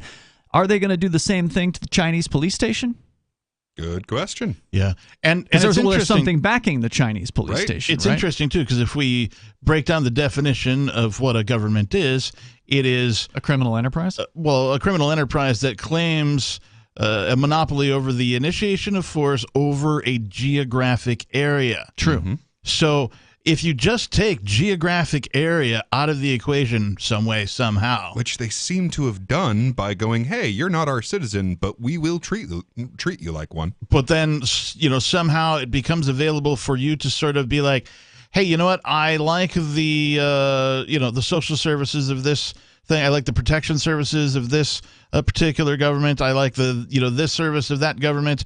And you're able to pick and choose and form your own decentralized, borderless virtual nation. Why then all of a sudden they've got to compete for citizenry and they become service providers, and then they start losing the monopoly, then they start losing, and then they have to become market agents at that point. Yeah, they become actually accountable at that point. I mean, they make a big show about, no, we're totally accountable to the people because of voting. It's like, oh, you mean I get to pick between, for example, this guy and his cousin who are both in the Skull and Bones? Right. Oh, yeah. What a great selection that is. And if you think about the variations that just sort of makes my brain think about, you could have, nations the size of small clubs. You could have, a nation of 25 scattered around the world, who all belong to the same, quote, nation, unquote, right? Because they all subscribe to the same amounts and types of services that they've elected, right? But then you could have, nations of millions. You could also have a nation of one. You could have hundreds of different separate nations of one that are just slightly different from each other in, the ways that affect them as an individual. Just like with other services that are provided. I mean, you can go to the little shop down the street to pick up your toilet paper, and then your service provider could be like a handful of people. Right. Or you could order it off of Amazon, and you are getting that service from the same place as millions upon millions, if not billions, of other people. Right. I don't think any of this is going to happen because of things government does. Mm-hmm. I think it's going to happen because of people who innovate things that haven't sort of been introduced yet, right? So with like Bitcoin, cryptocurrency, blockchain technology, for the first time, we're seeing infrastructure that recognizes the individual, that doesn't leave the individual out to dry. And so I think that innovation, building these things, is going to result in us seeing this sort of like lifting of the geography that these states claim is their territory. Well, the agorist community, the people that are willing to work outside of the system without asking for permission, has always talked about building alternatives to the state and then attracting people over to them. Bitcoin, it's easy to do that with because there's no center. Right. There's no easy, to raid offices. And when we get a chance, we'll talk about maybe some crypto stuff later. But getting rid of the monopoly over force over a geographic area, that is no easy task. No small task. More coming up. Did you or someone you love work, live, or serve at Camp Lejeune between 1953 and 1988? If you or someone you know lived, served, or worked at Camp Lejeune between 1953 and 1988 and has cancer, Parkinson's disease, or another serious health issue, they are entitled to compensation. To see if they are eligible, they need to call Liberty Legal. Contaminants in the drinking water have led to these serious diseases, and legislation is now available for veterans and family members who may qualify for financial help from the government. There may be a time deadline, so don't wait. Call 888-918-1037. Anyone that has lived, worked, or served at Camp Lejeune from 1953 to 1988 and has had cancer, Parkinson's disease, or another serious health issue, the money is already set aside. 888-918-1037. 888-918-1037. From Feature Story News in Washington, I'm Simon Marks with the Week in Review, and the week ended with news that a special prosecutor, semi-independent of the U.S. Department of Justice, will now head investigations that could lead to criminal charges being brought against former President Donald Trump. U.S. Attorney General Merrick Garland announced the decision and said political circumstances meant it was in the public interest for a special prosecutor to oversee the probes and then make appropriate recommendations to his department. It is in the public interest to appoint a special counsel. Such an appointment underscores the department's commitment to both independence and accountability. Donald Trump indicated that, in his words, he will not partake of the special prosecutor's investigation. At Mar-a-Lago in Florida on Tuesday, in order to make America great and glorious again, I am tonight announcing my candidacy for President of the United States. The former president became the first Republican candidate in the race for the party's presidential nomination, a dark speech in which he warned that the country has been reduced by Joe Biden to anxiety and despair. The week ended with final preparations for the World Cup, controversially getting underway this weekend in Qatar. The sport's governing body FIFA made a last-minute decision to ban alcohol in the stadia. Correspondent Joe Rawson is in Qatar for the tournament. Qatari officials and the Qatari government have been in discussions with FIFA fairly late on. It wasn't really expected. There was big news in the UK this week, with Chancellor of the Exchequer Jeremy Hunt lifting the wraps off the government's plans to raise taxes and cut public spending. Our plan also leads to a shallower downturn, lower energy bills, higher growth, and a stronger NHS and education system. But millions of people will face tax rises, with analysts predicting more than half the UK's households will be worse off. In Washington this weekend, President Biden will celebrate his 80th birthday, just days after another leading octogenarian Democrat decided to take a step back. For me, the hours come for a new generation to lead the Democratic caucus. Nancy Pelosi, the Speaker of the House of Representatives, will return to the Assembly's backbenches after the Republicans learnt this week that they will enjoy a wafer-thin majority in the House when the new Congress convenes in January. President Bali, along with other G20 leaders, met in Bali, though Vladimir Putin stayed away. Joe Biden did have a 3-hour one-on-one meeting with Chinese President Xi Jinping there. Basketball star Brittany Griner was transferred this week to a Russian prison colony to serve her 9-year sentence for possessing vape cartridges with traces of cannabis oil. The Russians are making it clear they want to swap her for jailed arms dealer Victor Bout, serving a 25-year sentence in the US. From bureaus worldwide, this is FSN. You can help spread the ideas of liberty with our Patreon for just $5 per month at amps.freetalklive.com.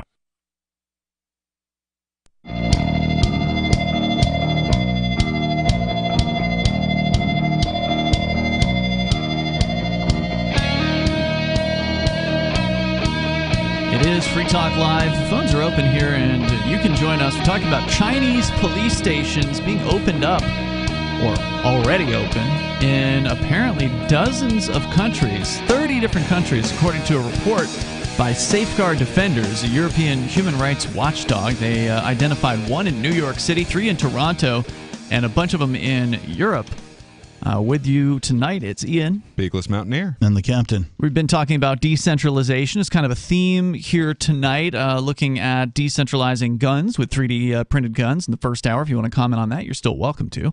Cryptocurrency is a big topic here on Free Talk Live, decentralizing the power of money into the individual's hands. And if you haven't taken the time to learn about crypto, you can do that over at Bitcoin.com. Just click Get Started at the top of the page. You'll find some introductory information. You'll learn why decentralization is so important, getting money out of the hands of the big banks of the world and the governments of the world, and what that does for individual freedom. Go to Bitcoin.com, click Get Started at the top of the page. You'll find a lot of valuable information all for free there at Bitcoin.com. You can also get the latest news headlines anytime you want over at news.bitcoin.com. Did you guys hear? I've spent all of my life sort of knowing that the country with the largest population is China. Mm-hmm. Yeah, that's right. Well, apparently that's no longer true. India topped them? Topped. Wow. Mm-hmm. Yeah, just like a couple of days ago. How about or something. that? Yeah, it turns out the one-child policy did a real number on their demographics. Wow. Oh, yeah. Yeah, and so you mentioned earlier that it seems kind of weird to cheer something like this on, and I agree, but I would like to point out that we have the unlikeliest of allies in the current world. I mean, the best ally that I have right now against the World Economic Forum is the Fed. Wow. Explain that. Okay, so the Federal Reserve? Yes, the Federal Reserve. Wow. Yeah, absolutely. So this is what's going on right now. So I mean, it's sort of an inevitable thing, the whole boom bust cycle when you're printing your money. But the way it's going down right now, the quantitative tightening, right? The rates being raised, it's getting harder to own a house, and stocks are plummeting, and all of that. All of that really comes down to a fight between the European Central Bank, which is thoroughly controlled by the World Economic Forum, who also controls the International Monetary Fund and the Bank of International Settlements. Between that group and the Federal Reserve. So right now, the Federal Reserve is tightening the screws on the entire world because they know that eventually everyone else will have to collapse before they do. So we are going to watch things get tighter and tighter, no matter how bad the recession gets, until the European Central Bank starts printing money again.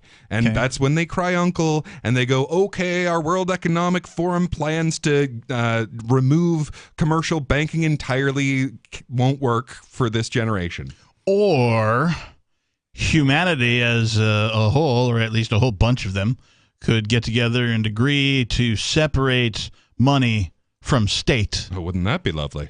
And begin to use things like cryptocurrency competitive markets for regular currencies would then emerge. We would see things like gold back would explode, right? They wouldn't be able to keep up with the demand for like a decade or something, right? All these things would begin to take off. And once you eliminate government from a market, you see innovation immediately. And the most recent, or the most illustrative example of this, not a lot of our younger listeners will know this, but in the United States, there used to be the phone company. I remember. One company, all the phones, right? Yeah, I remember they used to get mocked considerably on Saturday Night Live about how they were a monopoly and like they don't have to provide service because they're the only ones. And they were horrible. As soon as Ma Bell was broken up, right, we saw innovation immediately. This is where we started seeing pagers and cell phones and fax machines and all this stuff come out. Right, as soon as that happened, right, your long-distance bill went way down. The long-distance wars were a huge thing post-decentralization of Ma Bell, right, the one phone company. So you only need look a little ways back in U.S. history to see the benefits of decentralizing a monopoly. And so if you decentralize the monopoly on currency from states, all of a sudden you're going to have innovation and more prosperity for humanity. It's backed by history. Yeah, it's amazing to me that people who generally understand that competition gives you innovation, gives you better service, but they have their blinders on when it comes to things like defense. They're like, no, defense must be provided by a government. It's like, it's socialist. Don't you know how bad socialism is at providing anything?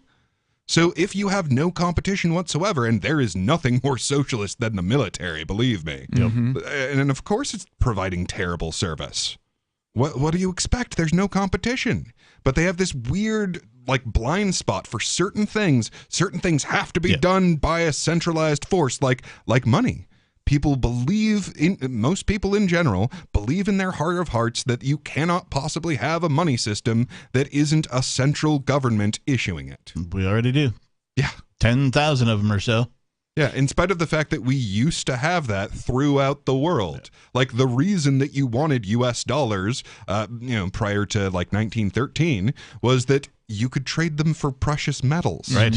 And precious metals were the currency everywhere on Earth, and they weren't given out by a government. Right. You mentioned that you think the Federal Reserve is against the World Economic Forum. I mean, World Economic Forum is made up of people from all over the world, right? There's big corporate guys and politician types that are members of the World Economic Forum. It wouldn't surprise me if you found Federal Reserve types on their board of directors chairman, as well. Former chairman, that you kind of really think they actually are acting against one another's interests? Oh, absolutely. So, like, consider Jamie Dimon of Chase Bank. Yeah. Now, he's a lot of things.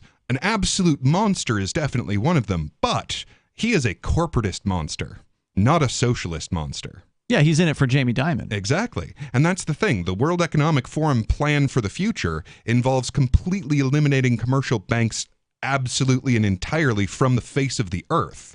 So they're basically trying to cut this this gang out of the scam. So I mean, it's it's this weird sort of like truce that they have. It's not unlike how cable companies have this cartelized behavior where like you only have two options in any given place. Yeah. So in the same way, you have like these agreements among each other for like how they're going to do the scam, in spite of the fact that you've got raw socialists on this side and raw crony capitalists on this side, which, I mean, fascism, essentially. Right. So, like, socialists and fascists are actually different in spite of the fact that they're both authoritarians.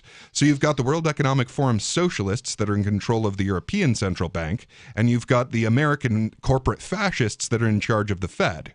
And they literally own it. I mean, a lot of people don't know that the Fed is literally owned by the private banks. Yeah. The largest exclusive private banks are the ones that own the Federal Reserve. No, and that's why they're not going to allow the federal government to create a CBDC that's going to cut them out of the picture. Right. A central bank not. digital currency. Yeah. They will allow them to create a central bank digital currency if they are cut in on it, if they're allowed to manage it themselves, as they've been managing the American economy for the last 100 years. But again, separation of money and state is where humankind begins to flourish again instead of being oppressed. We start to see innovation. We start to see more employment. We start to see, mankind begin to prosper. More innovation equals evolution, and always has throughout human history. And if you stifle innovation, then you get oppression, then you get depression, right? And I'm talking financial depression. And remember that this is life or death. Innovation is how we don't die. Right. That's literally what happens if we keep innovating, because the world is always changing, so we have to keep adapting. And if we stop adapting, we will die. And if we keep adapting, we will live. Yep. And that's our choices. Necessity is the mother of invention. As long as you're free to invent the solution. Yeah, Exactly. mankind has been, historically one of the most innovative species on planet Earth. Yeah, it's what keeps if not proving the Malthus most, Probably the wrong. most, yeah. Like the Malthusian apocalypse keeps getting proven wrong for exactly that reason. All right, more coming up here. You can share your thoughts, whether it's on the World Economic Forum, Chinese police stations opening up in perhaps a city near you, or whatever is on your mind here. This is Free Talk Live. Hi, I'm Derek J. To me, an activist's calling is to actively work to advance a cause. The cause for which I work is personal freedom. I believe my life is best when I engage in voluntary interactions and self-government. I reject the idea that anyone else has a higher claim to my life or my body than I do. I see people who call themselves the government as a threat to my personal freedom. I realize you may feel differently, but my relationship with the people who call themselves the government is completely involuntary. If Starbucks used some of its money to drop bombs, I wouldn't shop there. So why would I support the American empire? The empire does not require my consent. Derek J's Victimless Crime Spree. Watch it for free and order the Director's Cut DVD at victimlesscrimespree.com. That's victimlesscrimespree.com. Have you had enough of the big-name web hosting services that are long on promises but short on bleeding-edge features, uptime, and customer service? Try Agorist Hosting, the agile web host that offers full concierge service from website redesign, full e-commerce solutions, custom apps for your Shopify store, IPFS integration, and more. Agorist Hosting is ready to take your web presence into the future. To get started, head over to agoristhosting.com. Tired of cancel culture? Sick of mega tech corporations holding an axe over your head? Join the LRN.FM Matrix chat server. It's self-hosted, so no one else can tell us what to do or say. Don't like the existing channels? You can make your own. You can even connect into some of our channels from other Matrix servers. It's federated. For the full LRN.FM Matrix experience, though, you should join our server via the step-by-step instructions at chat.lrn.fm.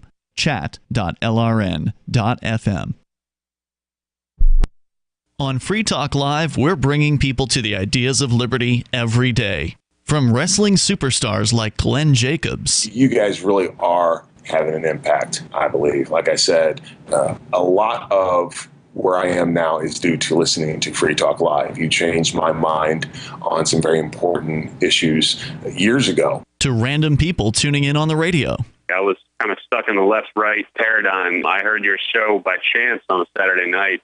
From there, I went on, joined the Free State Project, and become an amplifier. So, I mean, that's really the reason why I amp is because I know that if it wasn't for you guys being on as many stations as you are, I never would have found the ideas of liberty. You can help more people hear the message of liberty by joining Free Talk Live's AMPS program on Patreon for as little as $5 a month. And you'll get access to special perks. Visit amps.freetalklive.com, amps.freetalklive.com. If you want to know the latest about Free Talk Live before we go on the air, all you need to decide is how you want it delivered. It's your choice. Visit news.freetalklive.com to receive our usually weekly news updates by email. Plus, we have a Twitter account at twitter.freetalklive.com, and you can follow us on the decentralized Mastodon platform at toot.freetalklive.com. So please follow us at toot.freetalklive.com and sign up for our emails at news.freetalklive.com. So you've signed the Shire Society Declaration and are planning your move to New Hampshire to be around more liberty-oriented people. Next, sign up for the Shire Society Forum at forum.shiresociety.com. There are a bunch of people there who are already in the Shire, and they want to meet you. If you're already in the Shire physically, you should also come by the forums. Remember, not everyone uses Facebook. New people are signing up for the Shire Society Forum every month, so drop in and say hello at forum.shiresociety.com. Yep, we still do email. Drop your email address in the entry box at freetalklive.com, and you'll be kept in the loop with Free Talk Live.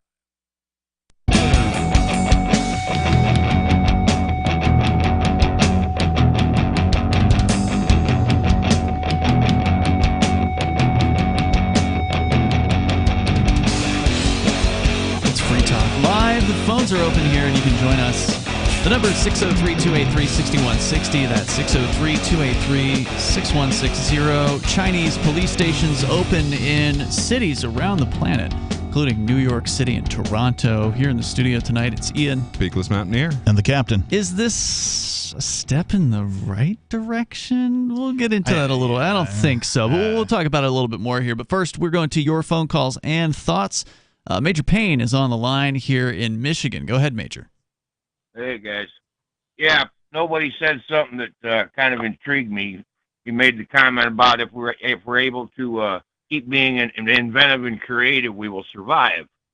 And I can think of a lot of things that have been kiboshed that were created and invented by big industry. Mm-hmm. Like the big lie that they're holding on to now is this global warming, climate change, hoorah. Mm-hmm. Well, the hydrogen car would have cured that. That was invented probably 50 years ago. Uh-huh. And if you put a little electric generator in each wheel, as the car goes down the road, it creates its own power. All you need is a good hill to get started on. I mean, and batteries. Yeah, you run into the physical problem of entropy by doing that. It's always going to lose more energy than it uses. It's sort of like if you set a pendulum going, it's eventually going to stop, just because the laws of thermodynamics. Yeah, but you only need a very small power source. I mean, you could pretty much get away with a 5-horse Briggs. Well, honestly, the things that I think that they've put the kibosh on are like, so we could have thorium reactors in our lawns, in our cars. Mm-hmm. Like, we could have safe, effective nuclear power that lasts for thousands of years. But that's a threat to the oil companies. Exactly. And I mean, thorium reactors, they literally can't melt down. That's right. So we could have this. But, as you point out, that would be a threat to the oil companies, and they're the ones really running this show. Well, the same applies to the concept of Earth ships.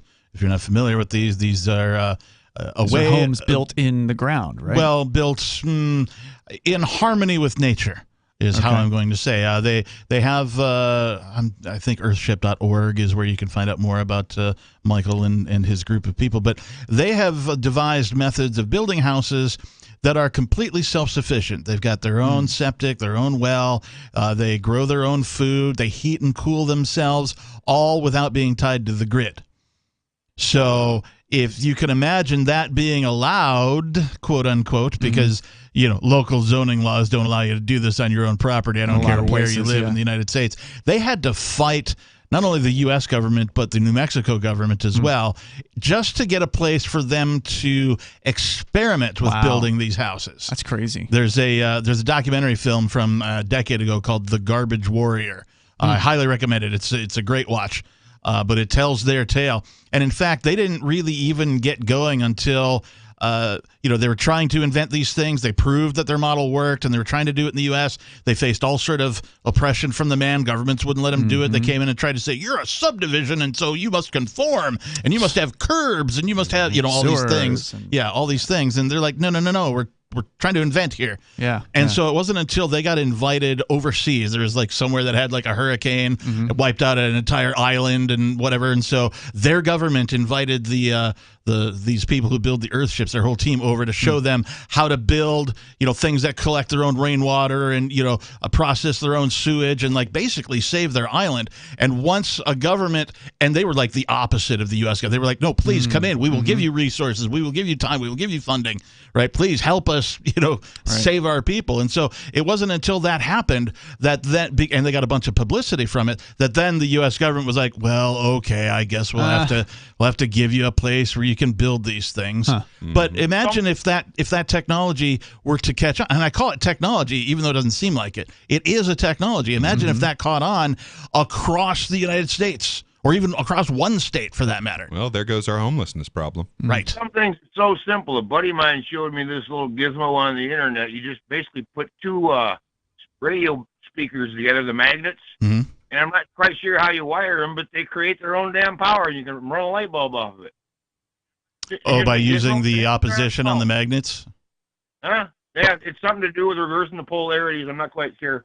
Well, and so a lot of this falls into the unknowable category. Like, what energy technologies actually work? Like, is there a way to, harness maybe solar power through the magnetosphere of the Earth? I mean, Tesla's Wycliffe Tower comes to mind, where he was going to distribute electricity throughout the planet. Right. And his funder went, how do I put a meter on that?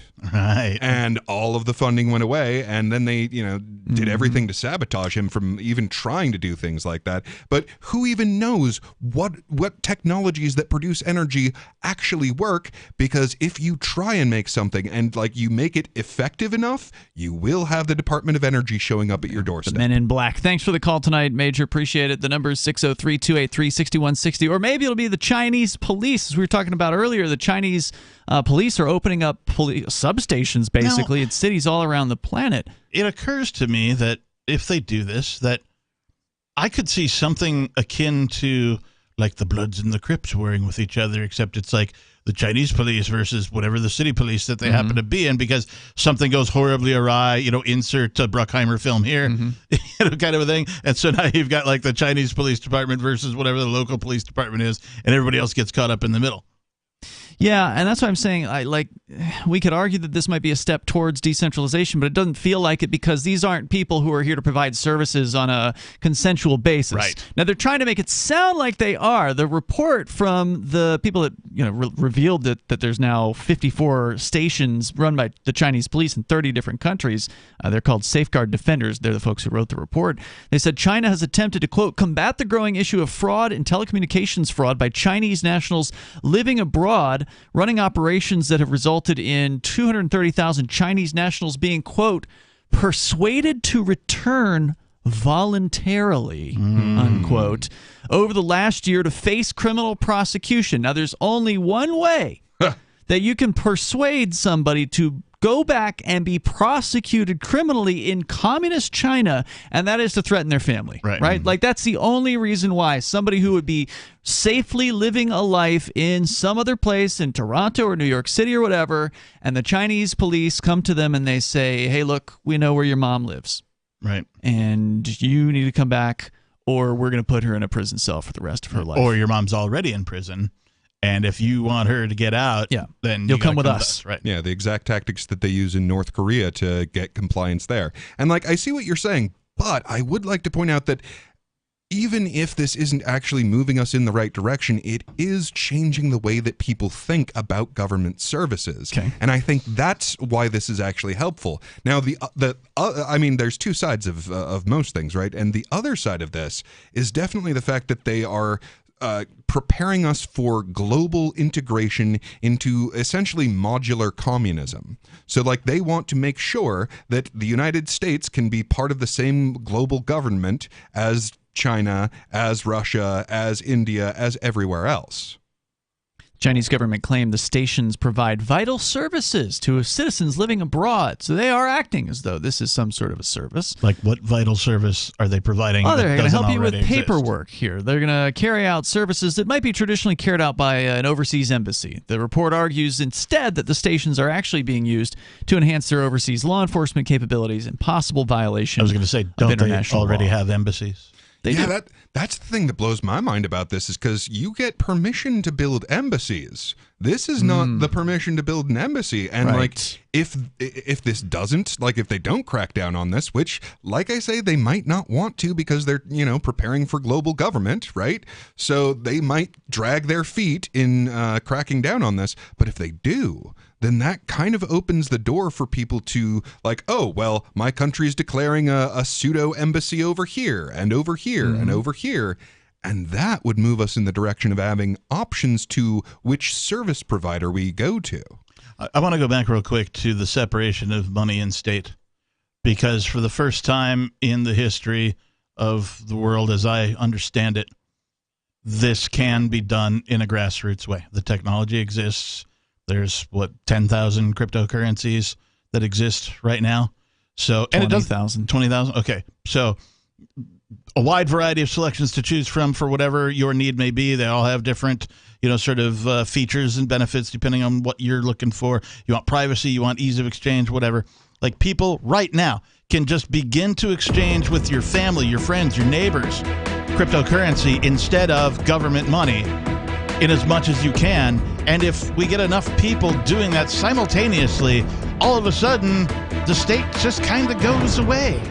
The number is 603-283-6160. You can join the show here. In fact, we'll get into the FTX debacle. I know both of y'all had something you wanted to say about it. That's on the way. Plus, the errant missile that fell to the ground and killed some people apparently in Poland. We'll talk about it. Do you feel like your nation, state, or community no longer holds your values? Have you dreamt of a place where people agree that liberty is important and are free to pursue their projects so long as they respect the property of others? There are many people just like you that are discovering freeprivatecities.com. Their social media links are at the upper right of the page at freeprivatecities.com. All skill levels will be needed when the first of the Free Private Cities opens. It's sooner than you think. Stop arguing and build. freeprivatecities.com. The new 4th edition of Healing Our World, The Compassion of Libertarianism, will take your understanding of liberty to a deeper level and has over 1,300 updated references, new cartoons, and a foreword by Dr. Ron Paul. With discounts for multiple book purchases, the 4th edition of Healing Our World is a great gift for the liberals, pragmatists, environmentalists, and Christians in your life who think libertarianism is cold-hearted. Get yours today at healing.freetalklive.com and use promo code FTL for a $5 discount. My name is Jacob Hornberger. I'm president of the Future of Freedom Foundation, which Congressman Ron Paul awarded for having an outstanding freedom website. Write us at fff@fff.org, and we'll send you a free 3-month subscription to our monthly journal of libertarian essays and our booklet, Economic Liberty in the Constitution, which George Mason University economics professor Walter Williams praised in a recent column. That's fff@fff.org. What if you want to hear the latest episode of Free Talk Live, but all you have is your phone, you forgot to download our archive, and you have no data connection? You can call our Listen line at 641-793-0191. That's a long-distance number, so you may incur charges. If not, listen as long as you want. 641-793-0191. The Free Talk Live Listen line, 641-793-0191. You're listening to the live edition of Free Talk Live. Hour number 3 is next after the news here on the Liberty Radio Network at LRN.FM.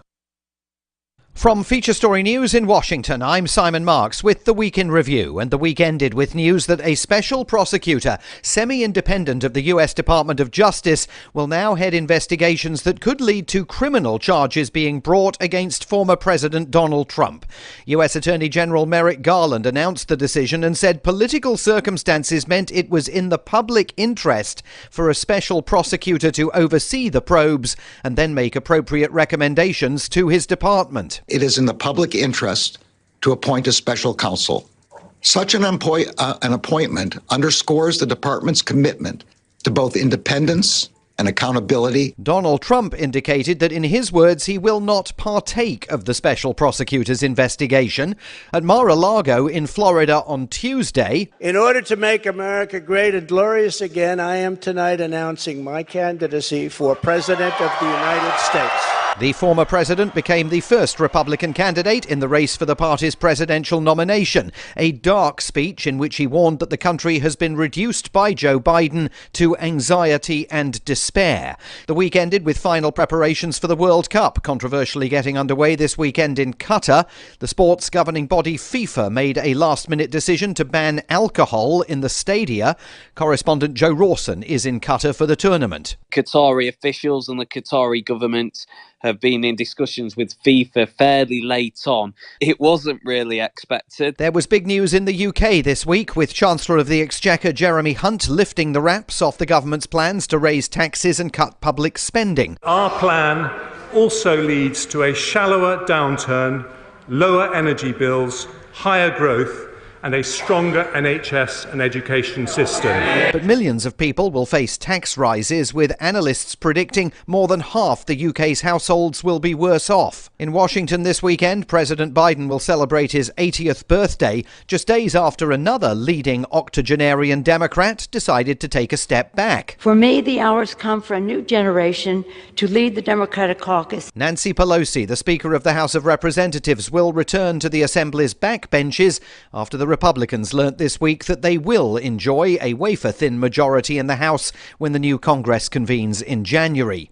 President Bali, along with other G20 leaders, met in Bali, though Vladimir Putin stayed away. Joe Biden did have a 3-hour one-on-one meeting with Chinese President Xi Jinping there. Basketball star Brittany Griner was transferred this week to a Russian prison colony to serve her 9-year sentence for possessing vape cartridges with traces of cannabis oil. The Russians are making it clear they want to swap her for jailed arms dealer Victor Bout, serving a 25-year sentence in the US. From bureaus worldwide, this is FSN. It's said to be a quiet week on Wall Street, with the markets closed for America's Thanksgiving holiday on Thursday. But before then, focus will be on the Federal Reserve and its plans to curb inflation. With the preview from FSN's business desk in New York, Will Denzelo. At the start of the month, the Federal Reserve raised interest rates by 0.75%. On Wednesday, the minutes from that meeting are slated to be released. The Fed's raised rates by 75 basis points in its last 4 sessions, and traders are keen to see how long this aggressive rate hike policy is expected to continue. Recent data suggests price pressures may be starting to ease, but several Fed members last week suggested that more tightening was required to get inflation down towards its target of 2%. Researchers in Texas say they've created a fentanyl vaccine in what could be a major breakthrough in the fight against opioid addiction. The shot would block the drug from entering the brain, blunting the euphoric high that users get and preventing overdose deaths. With more from FSN's bureau in Austin, Tony Waterman. The researchers say the vaccine is targeted at fentanyl users looking to quit. If their high is blocked, they'll have no reason to use the drug, which is 50 times more potent than heroin and 100 times stronger than morphine. But the vaccine could also protect people inadvertently exposed to fentanyl. The vaccine was first tested on rats with no adverse side effects. The team plans to start clinical trials in humans in the coming months. In the coming week, Vladimir Putin travels to Armenia for a meeting of the Russian-led Collective Security Treaty Organization. Secretary of State Antony Blinken heads to Qatar to meet senior officials and maybe watch a little football. And all eyes will be on Elon Musk's Twitter after more than 1,000 employees were either fired or quit. And that is the Week in Review from Feature Story News. Simon Marks reporting.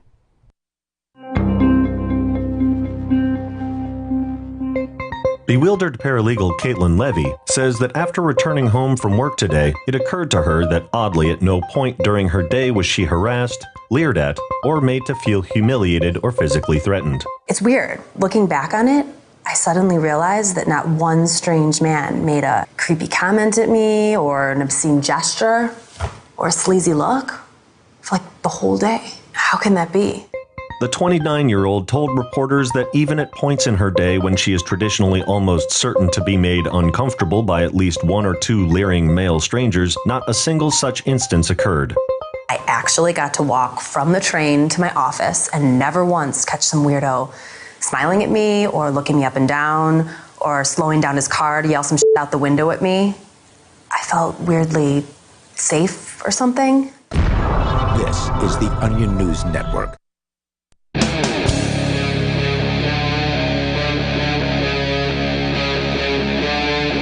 Free Talk Live.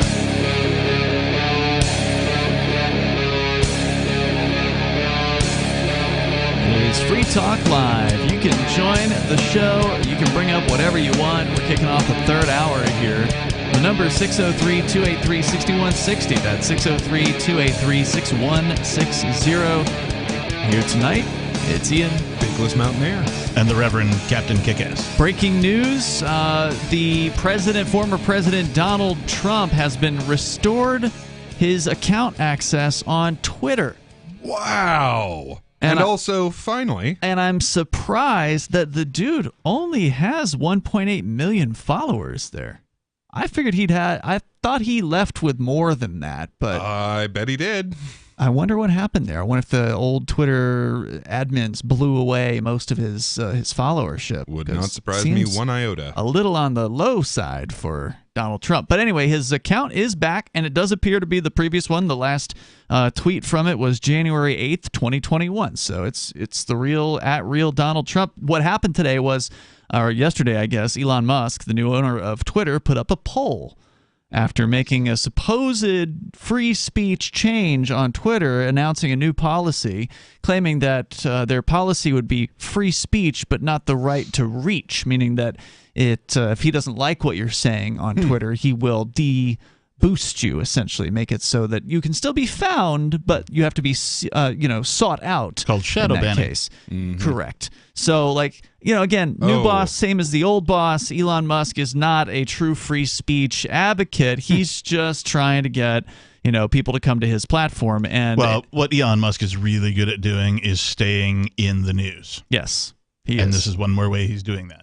Yeah. Well, he's also very good at appearing to be libertarian while being deeply and profoundly authoritarian. Yeah, that's another good point. And of course, he takes money from the government and so on. That's where all his money comes from. But he put up a poll asking whether he should reinstate former President Trump. It ran for 24 hours, and over 15 million votes were tallied, and the majority, 51.8%, said yes. Now, I suspect he would have done it anyway.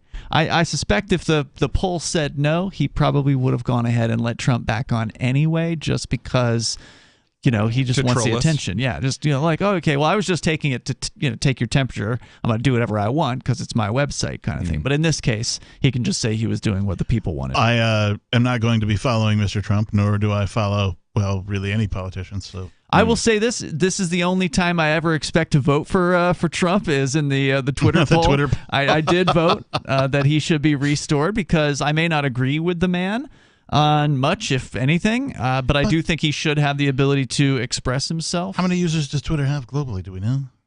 Boy, I don't know. It's a lot, though. Yeah, it's many millions. That's what I'm saying. 15 million seems like a small amount of people for Twitter.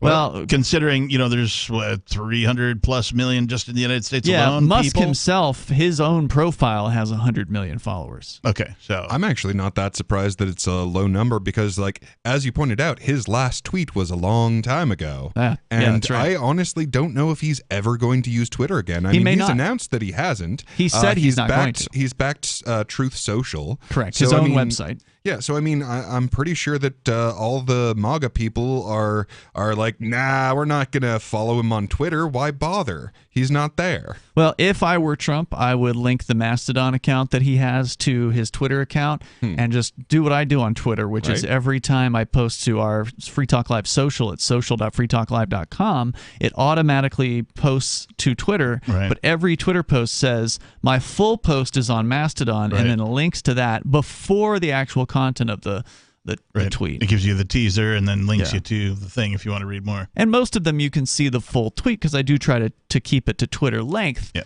But some of them are longer, and you have to go over to my site if you want to see that. So that's what he should do. But of course, he should have done that before he got kicked off of Twitter. He's not a tech guy. Anyway, we go to your phone calls and thoughts. Let's talk to Chris, listening in Myrtle Beach to WRNN. Go ahead, Chris, listening on FM. How's it going? Welcome, sir. Hey. Yeah, I was in Cheyenne, Wyoming, in a hotel lobby, actually playing a gig out there, and I ran into this guy. he had a magazine in his hand with his picture in it and a carburetor that he invented that would get 200 miles to the gallon.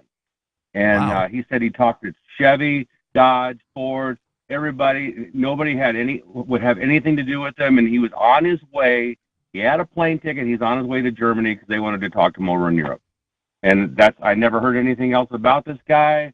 I don't know if they bought it and, locked it in the safe or what. But get his contact info or anything? Right. Email, cell phone? No, Twitter handle? But it was a magazine, though, like Popular Science or some kind of, that article's probably still in the archives of the magazine, I would imagine. I recognize it was, like I said, it's 23 years ago. So, I don't know, but if you could even get something like that. But he said it worked. He tested it and it had it developed, and there was an article on him, and it was pretty impressive. And I was just thinking, wow, this is going to be coming out pretty soon, and nothing, And this is, there's stories like this all over the place. There's a lot of stories like this, and they usually end with the inventor being approached by some, shadowy cabal of characters, whether they be government agents or big oil thugs or whatever, and then they stop. They close up shop, and they go away. Well, $1 million, we buy the rights to it, then they throw it away. Right. Yeah, usually their first move is to try and buy it, Like if someone comes out with like, hey, here's how to have an electric car, which, Tesla invented an electric car 100 years ago. So and they keep getting invented, like either an electric car or a carburetor Not the that company does 200 Tesla, miles. but Nikola Tesla. Right. Yeah, right. Nikola Tesla, the good Tesla. Whenever this for medical stuff, my grandfather, my biological grandfather, I was adopted. I found my birth family when I was 26. He had cancer, and this was like in the 50s. And there was somebody in Wisconsin, I'm not going to name the town, but a farmer that was developing a thing, and it worked, and he was cured. And I know this for a fact. It's not just some story I heard in a bar. And the FBI and FDA and all that come in with M16s, and they shut that stuff down. Oh yeah. And that was a long time ago, but he told me the story, and he had prostate cancer, and the doctor wanted to cut on him, and he said, no, you're not cutting on me because you can't get it all.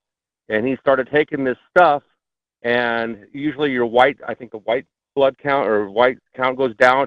His went way up, and the doctor said, what are you taking? He said, orange juice. Just he wouldn't tell him. So, but, there's medical stuff like that too, breakthroughs. And, there are companies that do nothing but buy patents and sit on them, and then do nothing. Like they are like the cronies for the companies that exist who want to limit competition as much as possible. So they're stifling innovation on purpose. Yep. Totally. Chris, anything else you want to share tonight? No, great show, guys. Thanks, dude. Appreciate you being out there. Thanks for the call. So first and foremost, I want to point out that these two seemingly unrelated categories are absolutely the same category. Which two?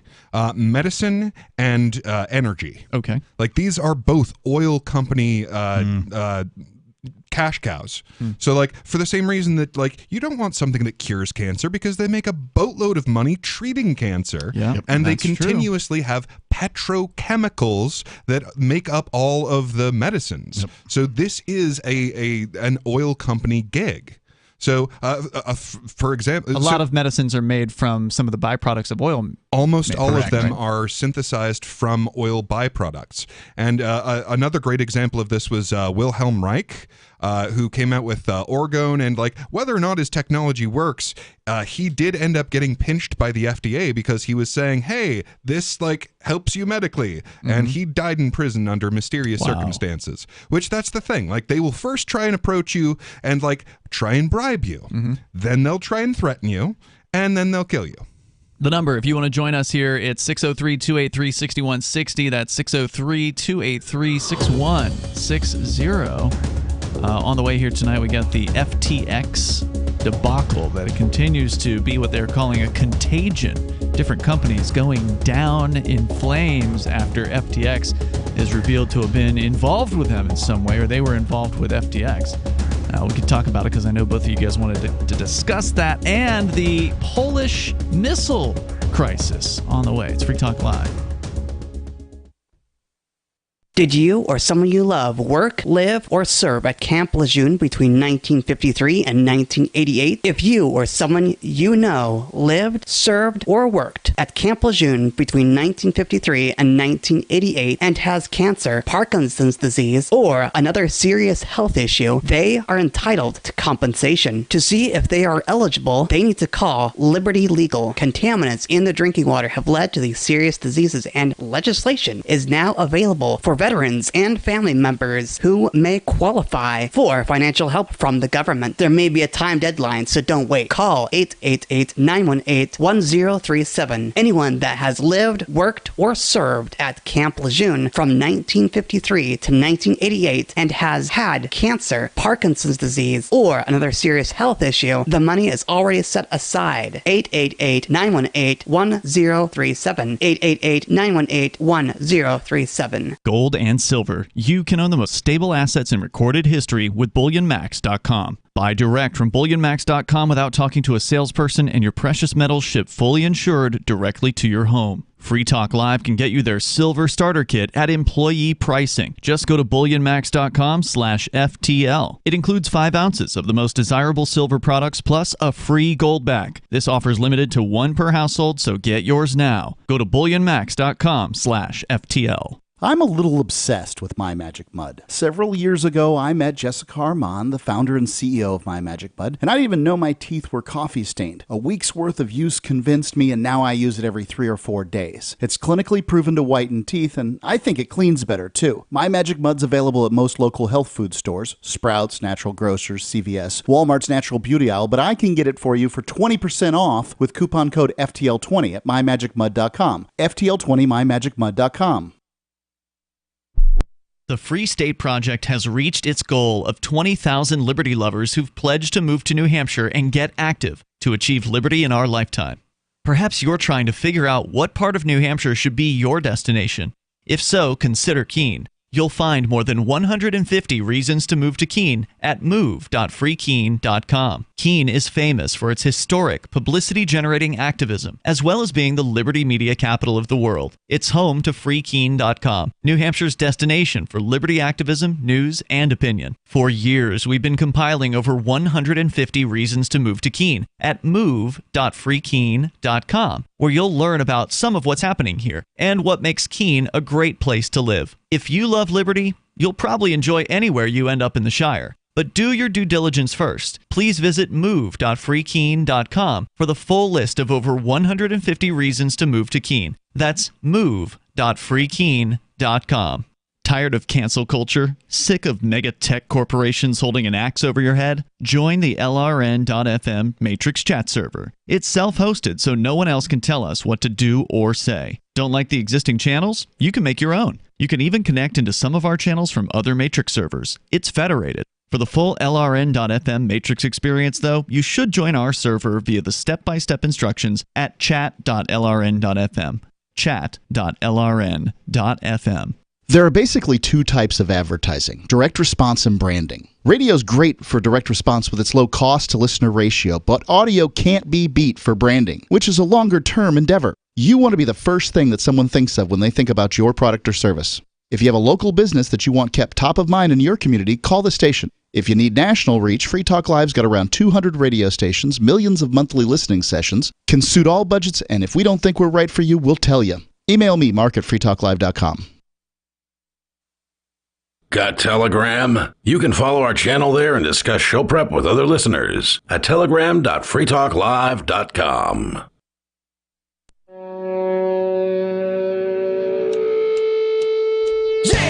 It's Free Talk Live. You can join the show. You can bring up whatever you want.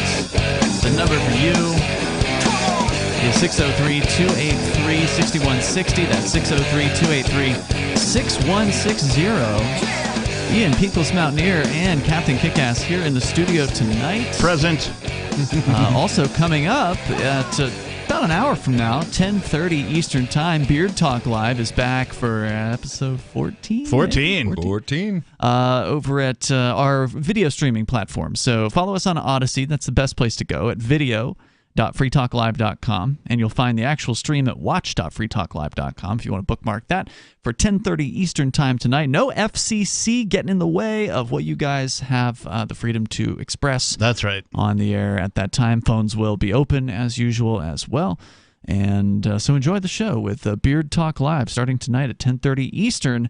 Just head over to video.freetalklive.com to follow our Odyssey channel there. And if you're still following us on one of those other video platforms, we'll probably be there too, unless they ban us, which sometimes they do. So that's why we promote Odyssey.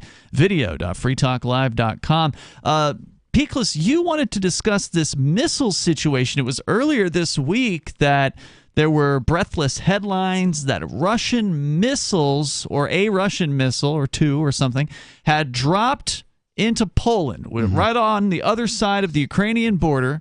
They had fallen into Poland. Allegedly, some farmers or something were just, blown up in the ensuing explosion. Oh, I didn't realize deaths were allegedly. Okay. Allegedly. The thing is, you never really know what the real story is. And so the initial report was these are Russian missiles. Mm-hmm. But now that may not be the case. Yeah, and so many people were calling for an invasion because of that. Well, this is a NATO country. Yeah, well, and Poland. It has to. Like, if Poland is attacked, every single country in NATO has to be at war with its attacker. That's the deal. That's the rule. Yeah. Like, we are exactly in the same circumstance that caused the last two world wars. A system of alliances that once something tips this over, the whole world goes to war. And people were calling for it. And it's like, guys, how about call for an investigation? Mm-hmm. Or,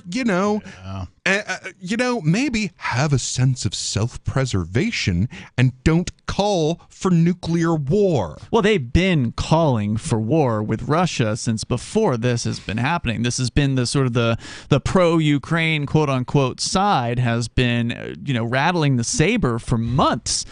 In that area, and this is just the latest arrow in their quiver, so to speak. But luckily, it seems like the NATO has not responded in this way. Yeah, luckily. I mean, it's complete suicidal insanity. How do you guys think this is going to go down? Like, what possible way could this go that doesn't involve a nuclear war that is potentially apocalyptic for our entire species? If I could have my way, I would figure out a way to put an E inside of NATO. I'm trying to figure out what that joke is. You lost me. NATO. Oh, okay. Oh. N-E-A-T-O. I was looking for something dirty. And put an E inside of NATO, it becomes NATO. But yeah, so fortunately we didn't go directly to war. Do not pass go. Do not survive.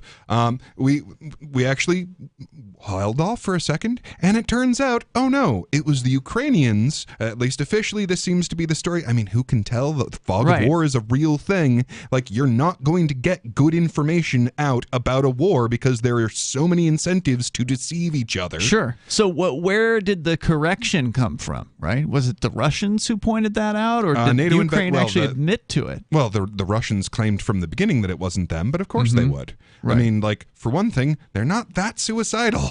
So, and for another, like, they are already at war with Ukraine. They don't need to be at war with NATO too. Yeah. So do we know who it was? According to the experts of NATO and the American military, it was definitely a Ukrainian missile that simply missed its target. It was a defensive missile that missed its target and overshot and ended up in Poland. And Zelensky is still saying, no, that definitely wasn't a Ukrainian missile. And it's like, Zelensky, shut up. Wow. Like, I mean, I don't care if you know for a fact that this was a Russian missile. Shut up. Seriously, be quiet. Maybe don't end the world in a nuclear genocide of our species. Just a thought. What bothers me is the people clamoring for the conflict. Oh, yeah. You know, this is what I hate most about humankind, and that is their willingness to just sort of cheerlead the destruction of other people for what? For, you know, because, oh, they're over there and we're over here? Like, that makes no sense at all. And it's one, I just hate that about people. Yes. Zelensky was in the news, by the way, on RT. Headline, Zelensky claims he has eradicated corruption. in Ukraine. Oh my God! Can you believe it? Ukraine is universally known as an unbelievable hotbed of corruption. Well, he has cleaned it all up. He has gotten rid of what he calls the Russian influence. Oh, that's what it was. Right. See, it's not possible to make government uncorrupt. They must have been hacking the election.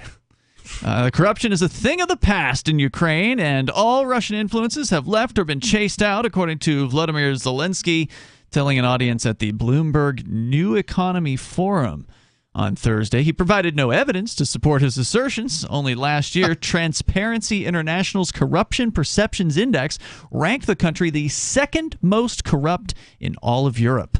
He said, quote, "No one will be able to forgive corruption in the future Ukraine," he said, explaining that all corrupt officials had fled the country in the months following the launch. It's hilarious. Oh, my God. I thought I was funny. You know, turns out he is hilarious because, Zelensky himself, he's just pure as the driven snow. He would no never be on the corruption take. whatsoever. Oh. And I mean, it's not like, say, the Democratic Party sent an enormous amount of money to Ukraine, which sent an enormous amount of money to FTX, which sent an enormous amount of money to the Democratic Party. Like, that didn't happen, did it? Yes, it totally happened. Oh, that did just happen. Yeah, we've been covering the FTX thing here over the last couple of weeks. It has been one of the most far-reaching, I guess, of failures in the cryptocurrency industry. It's Before pretty we get fascinating. into the details of the FTX thing, I just want to point out to everybody sort of the inverse criminality. I don't know. It's something that I've observed, an observation. So we've got a few things that have happened. We've got the Crypto 6, right, which is the raid on this studio and a bunch of people, associated, with cryptocurrency and things of that nature, raided by the FBI, right, full SWAT style, right, criminal charges, court cases, all that stuff, right.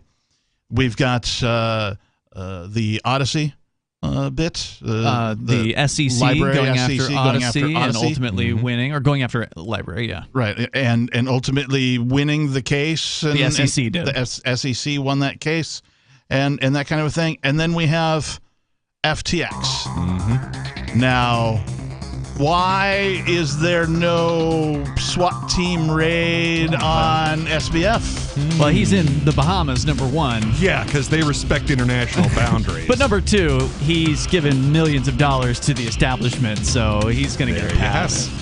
Oh, yeah. I doubt anything will ever happen to SBF. I suspect you're right about that. If it does, it'll be the lightest of touches. He didn't kill himself. In moments. This is Free Talk Live. Did you or someone you love work, live, or serve at Camp Lejeune between 1953 and 1988? If you or someone you know lived, served, or worked at Camp Lejeune between 1953 and 1988 and has cancer, Parkinson's disease, or another serious health issue, they are entitled to compensation. To see if they are eligible, they need to call Liberty Legal. Contaminants in the drinking water have led to these serious diseases, and legislation is now available for veterans and family members who may qualify for financial help from the government. There may be a time deadline, so don't wait. Call 888-918-1037. Anyone that has lived, worked, or served at Camp Lejeune from 1953 to 1988 and has had cancer, Parkinson's disease, or another serious health issue, the money is already set aside. 888-918-1037. 888-918-1037. From Feature Story News in Washington, I'm Simon Marks with the Week in Review, and the week ended with news that a special prosecutor, semi-independent of the U.S. Department of Justice, will now head investigations that could lead to criminal charges being brought against former President Donald Trump. U.S. Attorney General Merrick Garland announced the decision and said political circumstances meant it was in the public interest for a special prosecutor to oversee the probes and then make appropriate recommendations to his department. It is in the public interest to appoint a special counsel. Such an appointment underscores the department's commitment to both independence and accountability. Donald Trump indicated that, in his words, he will not partake of the special prosecutor's investigation. At Mar-a-Lago in Florida on Tuesday, in order to make America great and glorious again, I am tonight announcing my candidacy for President of the United States. the former president became the first Republican candidate in the race for the party's presidential nomination. A dark speech in which he warned that the country has been reduced by Joe Biden to anxiety and despair. The week ended with final preparations for the World Cup, controversially getting underway this weekend in Qatar. The sport's governing body FIFA made a last-minute decision to ban alcohol in the stadia. Correspondent Joe Rawson is in Qatar for the tournament. Qatari officials and the Qatari government have been in discussions with FIFA fairly late on. It wasn't really expected. There was big news in the UK this week, with Chancellor of the Exchequer Jeremy Hunt lifting the wraps off the government's plans to raise taxes and cut public spending. Our plan also leads to a shallower downturn, lower energy bills, higher growth, and a stronger NHS and education system. But millions of people will face tax rises, with analysts predicting more than half the UK's households will be worse off. In Washington this weekend, President Biden will celebrate his 80th birthday, just days after another leading octogenarian Democrat decided to take a step back. For me, the hour's come for a new generation to lead the Democratic caucus. Nancy Pelosi, the Speaker of the House of Representatives, will return to the Assembly's backbenches after the Republicans learnt this week that they will enjoy a wafer-thin majority in the House when the new Congress convenes in January. President Bali, along with other G20 leaders, met in Bali, though Vladimir Putin stayed away. Joe Biden did have a 3-hour one-on-one meeting with Chinese President Xi Jinping there. Basketball star Brittany Griner was transferred this week to a Russian prison colony to serve her 9-year sentence for possessing vape cartridges with traces of cannabis oil. The Russians are making it clear they want to swap her for jailed arms dealer Victor Bout, serving a 25-year sentence in the US. From bureaus worldwide, this is FSN. Our Matrix server is about as free as internet chat can be. Join the existing rooms or create your own at chat.freetalklive.com.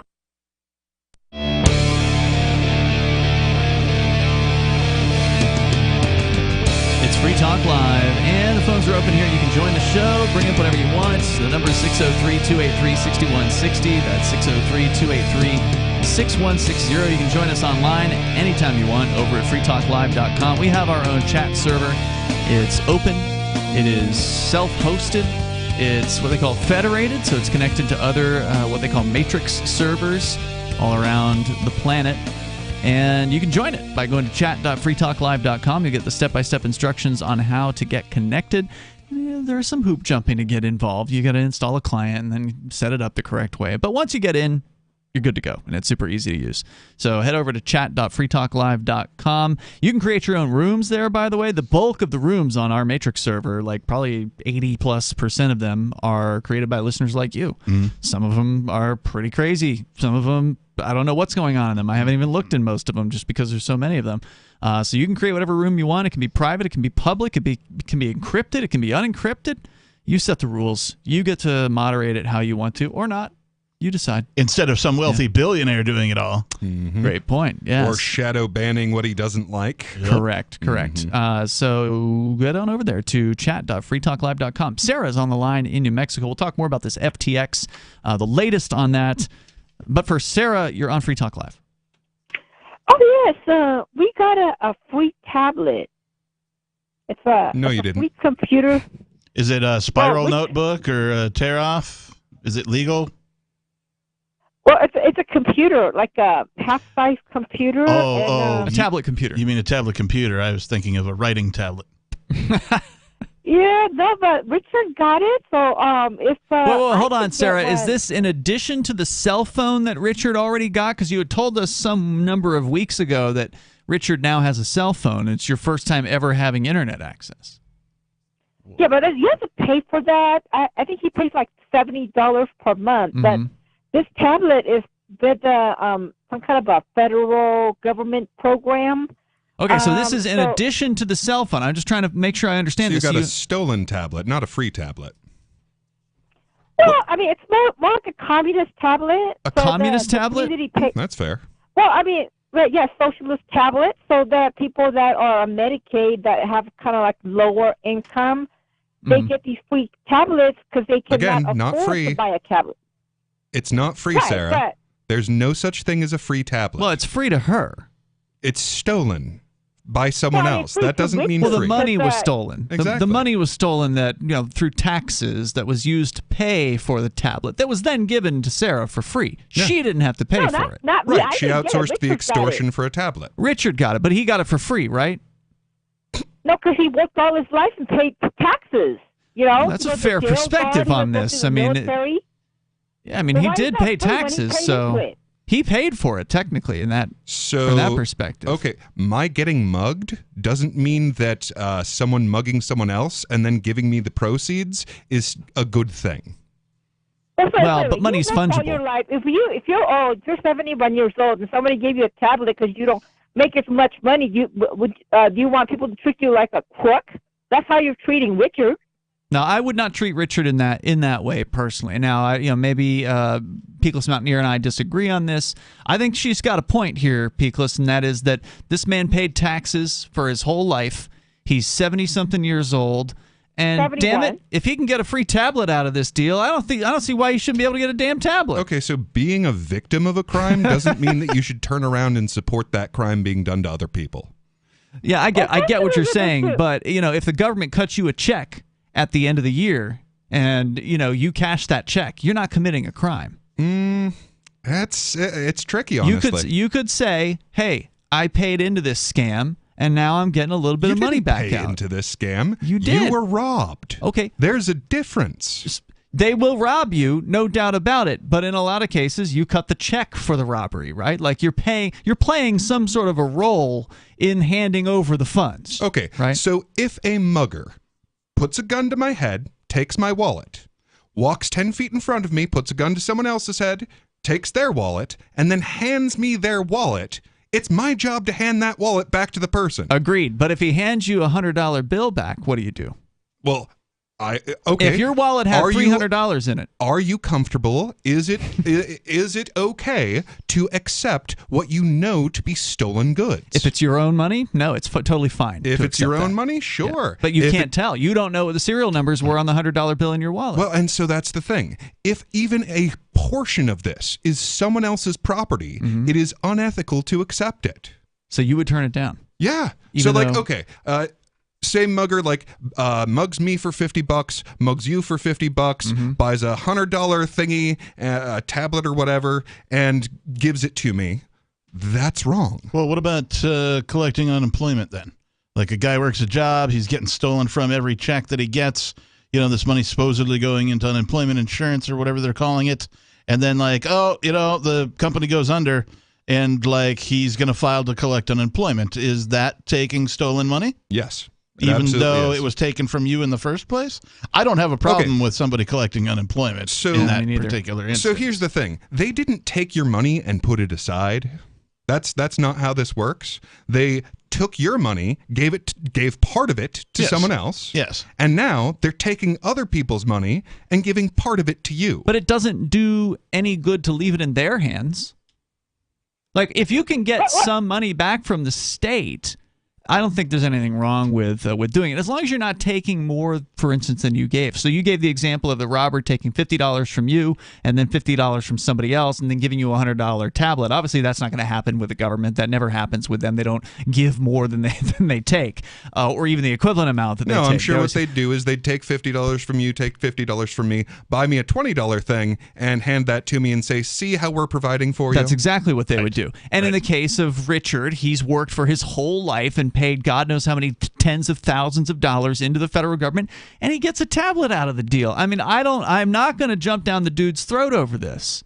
I think the most important thing to take away from this is that Sarah now has 2 internet-enabled devices in her home for the first time ever. Sarah, does the tablet actually have internet access, or is it only something that you can do a word processor on?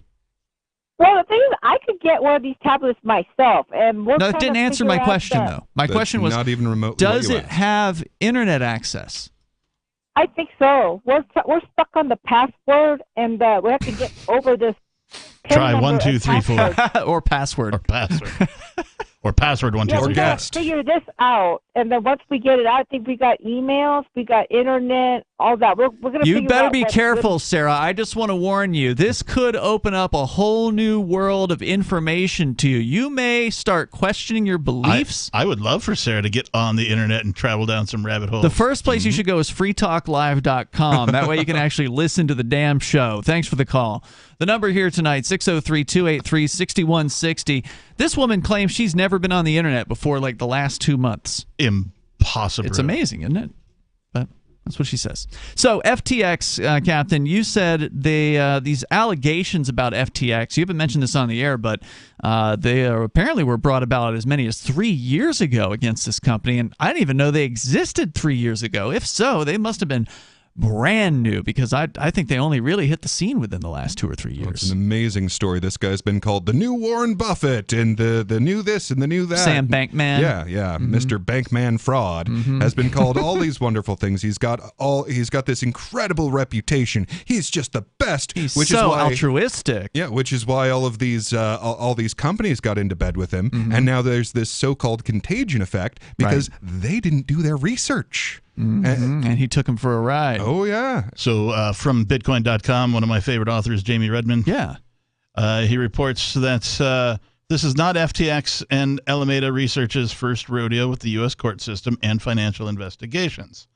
After FTX launched in 2019 and following the release of the exchange token FTT, FTX and Alameda faced a lawsuit filed on November 2nd, 2019, that accused the companies and executives of engaging in racketeering practices and crypto market manipulation. Definitely both true. They must not have been successful in suing these people, but we'll get into a little bit more coming up here. The number 603-283-6160. And plus, Captain, you said you think this whole FTX thing helps cryptocurrency, and I want to hear that. I want to hear your argument there on the way. It's Free Talk Live. Tempting as it may be to add a couple bucks to your monthly mortgage payment to chip away at your principal balance, don't do it if you have any credit card balance. I'm Holland Cook with Inflation Hacks. Your mortgage is single-digit debt, and your credit card is double-digit debt. Keep making the minimum credit card payment and you will never be out of debt. If you have more than one credit card, there are two common approaches. Throw as much money as you can at the card with the highest percentage rate and pay the minimum on others. Or pay off the card with the smallest balance first, then attack next biggest. And if you can, start a new card, one with an introductory zero-rate balance transfer, so you at least stop the clock on what you already owe. How are you coping? Post your inflation hacks at andyoucanquoteme.com. Looking for a great real estate investment? Consider New Hampshire, which is ground zero for the Liberty Movement. Your first call should be to Mark Worden from Porcupine Real Estate. He's more than just a real estate agent. He's your New Hampshire concierge. Where are the best places to live? Do you want farm, city, the burbs, or forest? Do you want a duplex or multifamily building so that renters pay your mortgage? There are homes in all price ranges in New Hampshire, and Mark can help with financing too. Invest in Liberty and property. Mark Worden can help. PorcupineRealEstate.com. If you want to know the latest about Free Talk Live before we go on the air, all you need to decide is how you want it delivered. It's your choice. Visit news.freetalklive.com to receive our usually weekly news updates by email. Plus, we have a Twitter account at twitter.freetalklive.com, and you can follow us on the decentralized Mastodon platform at toot.freetalklive.com. So please follow us at toot.freetalklive.com and sign up for our emails at news.freetalklive.com. Join liberty-minded voluntarists, anarchists, and libertarians from June 15th through the 18th for the 7th annual Fork Fest at Rogers Campground in the beautiful White Mountains of New Hampshire. Fork Fest is a fork of the Porcupine Freedom Festival, which sold out in 2022. For 2023, we're going back to where it all started, the weekend before PorcFest. ForkFest is decentralized, which means that there's no ticket cost and no one is in charge. All you have to do to join the fun is reserve your camping site, RV site, or motel room with Rogers Campground for June 15th through the 18th. You can find out more at the unofficial website forkfest.party. You can also connect with other attendees on the Forkfest Telegram and Matrix chat rooms, as well as the Forkfest forum. You can find links to those at forkfest.party. We hope to see you there June 15th through the 18th. Forkfest.party. What if you want to hear the latest episode of Free Talk Live, but all you have is your phone, you forgot to download our archive, and you have no data connection? You can call our Listen line at 641-793-0191. That's a long-distance number, so you may incur charges. If not, listen as long as you want. 641-793-0191. The Free Talk Live Listen line, 641-793-0191. Have you had enough of the big-name web hosting services that are long on promises but short on bleeding-edge features, uptime, and customer service? Try Agorist Hosting, the agile web host that offers full concierge service from website redesign, full e-commerce solutions, custom apps for your Shopify store, IPFS integration, and more. Agorist Hosting is ready to take your web presence into the future. To get started, head over to agoristhosting.com. You can stick it to the man and big tech. Join our FTL social mastodon at social.freetalklive.com.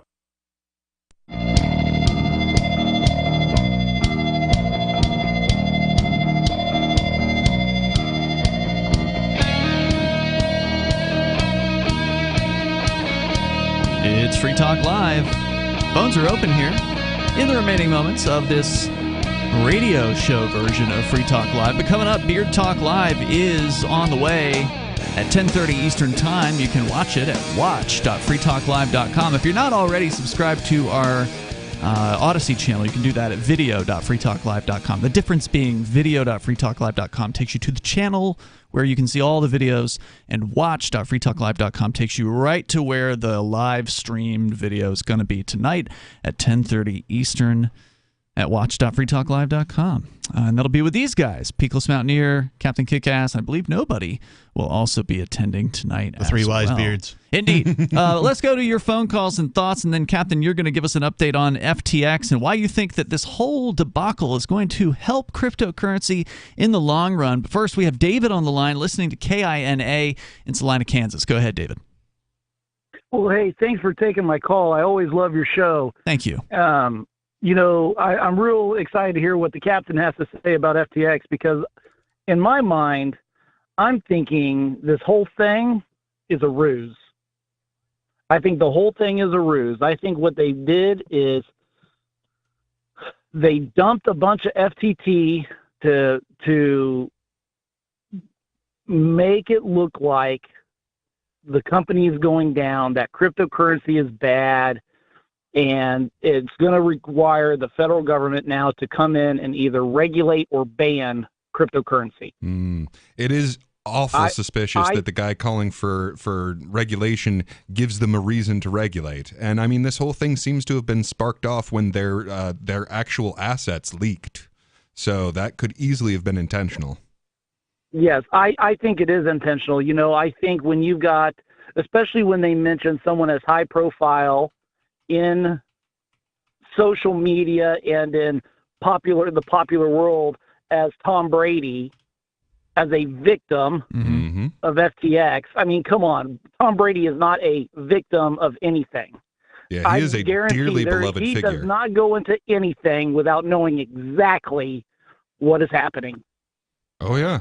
Yeah, no, that's one of those things that I find like really suspicious. Like, seriously, you could have like handed $100 to any crypto bro, and the first thing out of their mouth is going to be not your keys, not your coin. And he'd go, I should actually custody my own money. Yeah, exactly. The fact that they sit there and say he's a victim of losing $600 million in cryptocurrency, no way. His entire fortune, I mean, that's what he's completely worth. There's no way. There's no way that he lost his entire fortune of 20 years in the NFL, married to Gisele Bündchen, well, now divorced. it doesn't make sense. It doesn't pass the smell factor. It does not pass. Yeah, there are a lot test. of people that say this whole FTX thing was engineered from beginning to end, that this whole thing was a plot the entire time, that Sam Bankman wasn't, this innocent party. He'd planned this whole thing. In fact, they even say that he was the one who hacked his own exchange, because the very same night that the bankruptcy was filed, that night, somebody with a backdoor access to the FTX exchange went in and cleared out like almost $400 million worth of cryptocurrency. Basically cleared the place out. And where is he now? In a non-extradition treaty country. How convenient.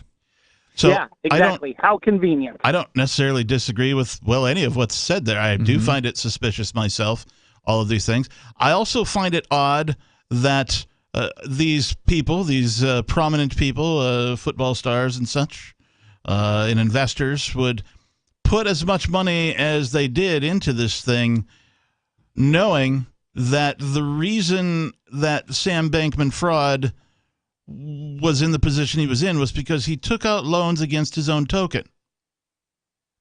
This is like sin number one in banking, right? This is like something that even bankers are like, hey, we can't really do that. I mean, we can print money out of thin air, but we can't really take a loan out against ourselves to pay ourselves. Like, that is just big red flag, fraudulent activity. Like, anybody who is investing in this company, if they did their homework, they missed it, and they missed the biggest red flag. I don't buy it. I don't buy that they missed it. Right, this was set up to be nefarious from the get, in my opinion. Yeah, and that's right. And they've made movies about this. I mean, they've made movies about this. Right. Boiler Room. Right. Perfect example. Wolf of Wall Street. Yep. Perfect example. Yeah, and the fact that the market maker was his own company. You do your homework before you invest. Yeah. Come on. Yeah, this token that he prints out of thin air gets all of its value because of his other company. Come on.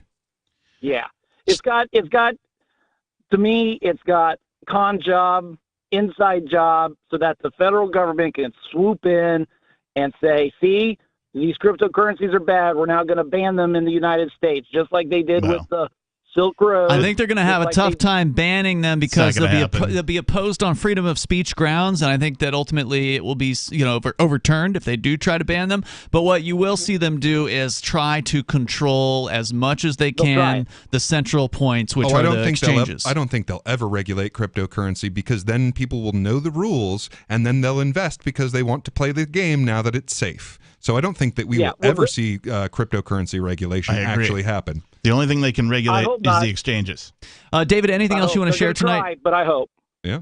Nope, that's all I got. Thanks for the call tonight, man. Appreciate you being out there. All right, so real quick, 3 years before this whole FTX debacle, there was a lawsuit from an organization called BMA. I can't really find exactly what that stands for, but they were the plaintiffs in the suit.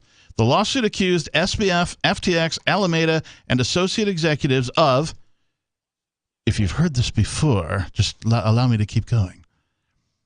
Accused executives of unlicensed money transmission, racketeering, selling unregistered securities, wire fraud, price manipulation, and at least 2 acts of interstate transportation of stolen property.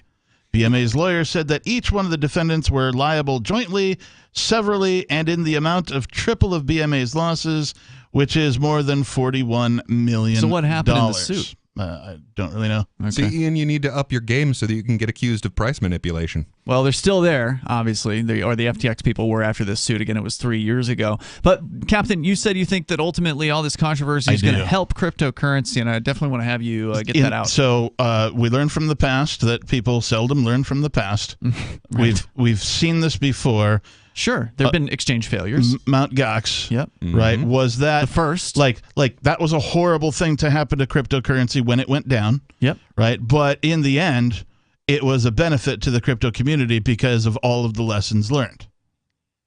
And that's my point. They learned. I mean, some people learned them, right? But other people, the newbies don't know about Mt. Gox, right? So new people have to keep learning this lesson. And so FTX is the latest attempt to teach this lesson, which is not your keys, not your coins. If you give your crypto to somebody else, then they could be a scam artist. They could get hacked. The government could steal them, etc. So hopefully the lesson that gets learned in time is that it is the focus of the innovation around cryptocurrency should not be on exchanges. It's currently where it is. Everybody wants to be the next exchange, the new exchange, the decentralized exchange, the token, the hot swap, the pancake swap, whatever.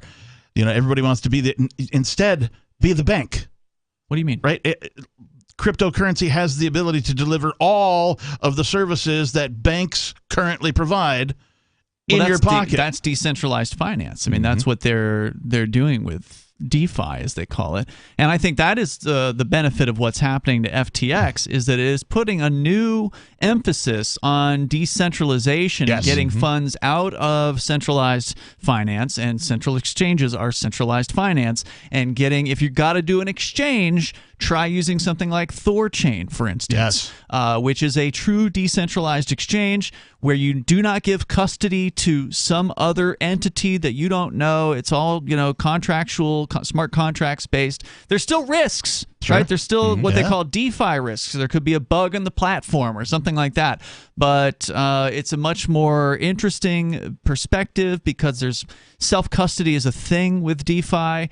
Having control over your funds is really important to DeFi, and this is going to move more of the market in that direction. Your global neighbors are the exchange. Right. So the direction of innovation is going to change. Instead of being pointed at banks getting involved with cryptocurrency and controlling that, it's going to become more decentralized as a result of this. And to be fair, it's possible that this was actually an organic occurrence because the entire financial industry is used to a completely manipulated market where you can pull nonsense like this and it works out fine. But now they have to compete in a real market with actual competition. So it's also possible that they're making the best out of what might have been inevitable, but this could just be the free market cleaning up bad actors. Right. The worst of the worst are going to go down, it seems like, in all of this. Out of time for the radio show here, but again, coming up, Beard Talk Live, 10:30 Eastern Time. You can join them over at watch.freetalklive.com, and otherwise, we'll see you tomorrow night online. In the meantime, you can join us at freetalklive.com. Follow the podcast at feeds.freetalklive.com. Are you tired of governments murdering people around the world? Stop using their money. There is an alternative. Bitcoin is a stateless free market non-political currency. Bitcoin cannot be inflated or controlled by any government. By using their money, you are helping the state. Stop doing it. You have an incredible alternative available now. Learn it, use it, spread it. Get started with Bitcoin at bitcoin.com. That's bitcoin.com. Tired of cancel culture? Sick of mega tech corporations holding an axe over your head? Join the LRN.FM Matrix chat server. It's self-hosted, so no one else can tell us what to do or say. Don't like the existing channels? You can make your own. You can even connect into some of our channels from other Matrix servers. It's federated. For the full LRN.FM Matrix experience, though, you should join our server via the step-by-step instructions at chat.lrn.fm. Chat.lrn.fm.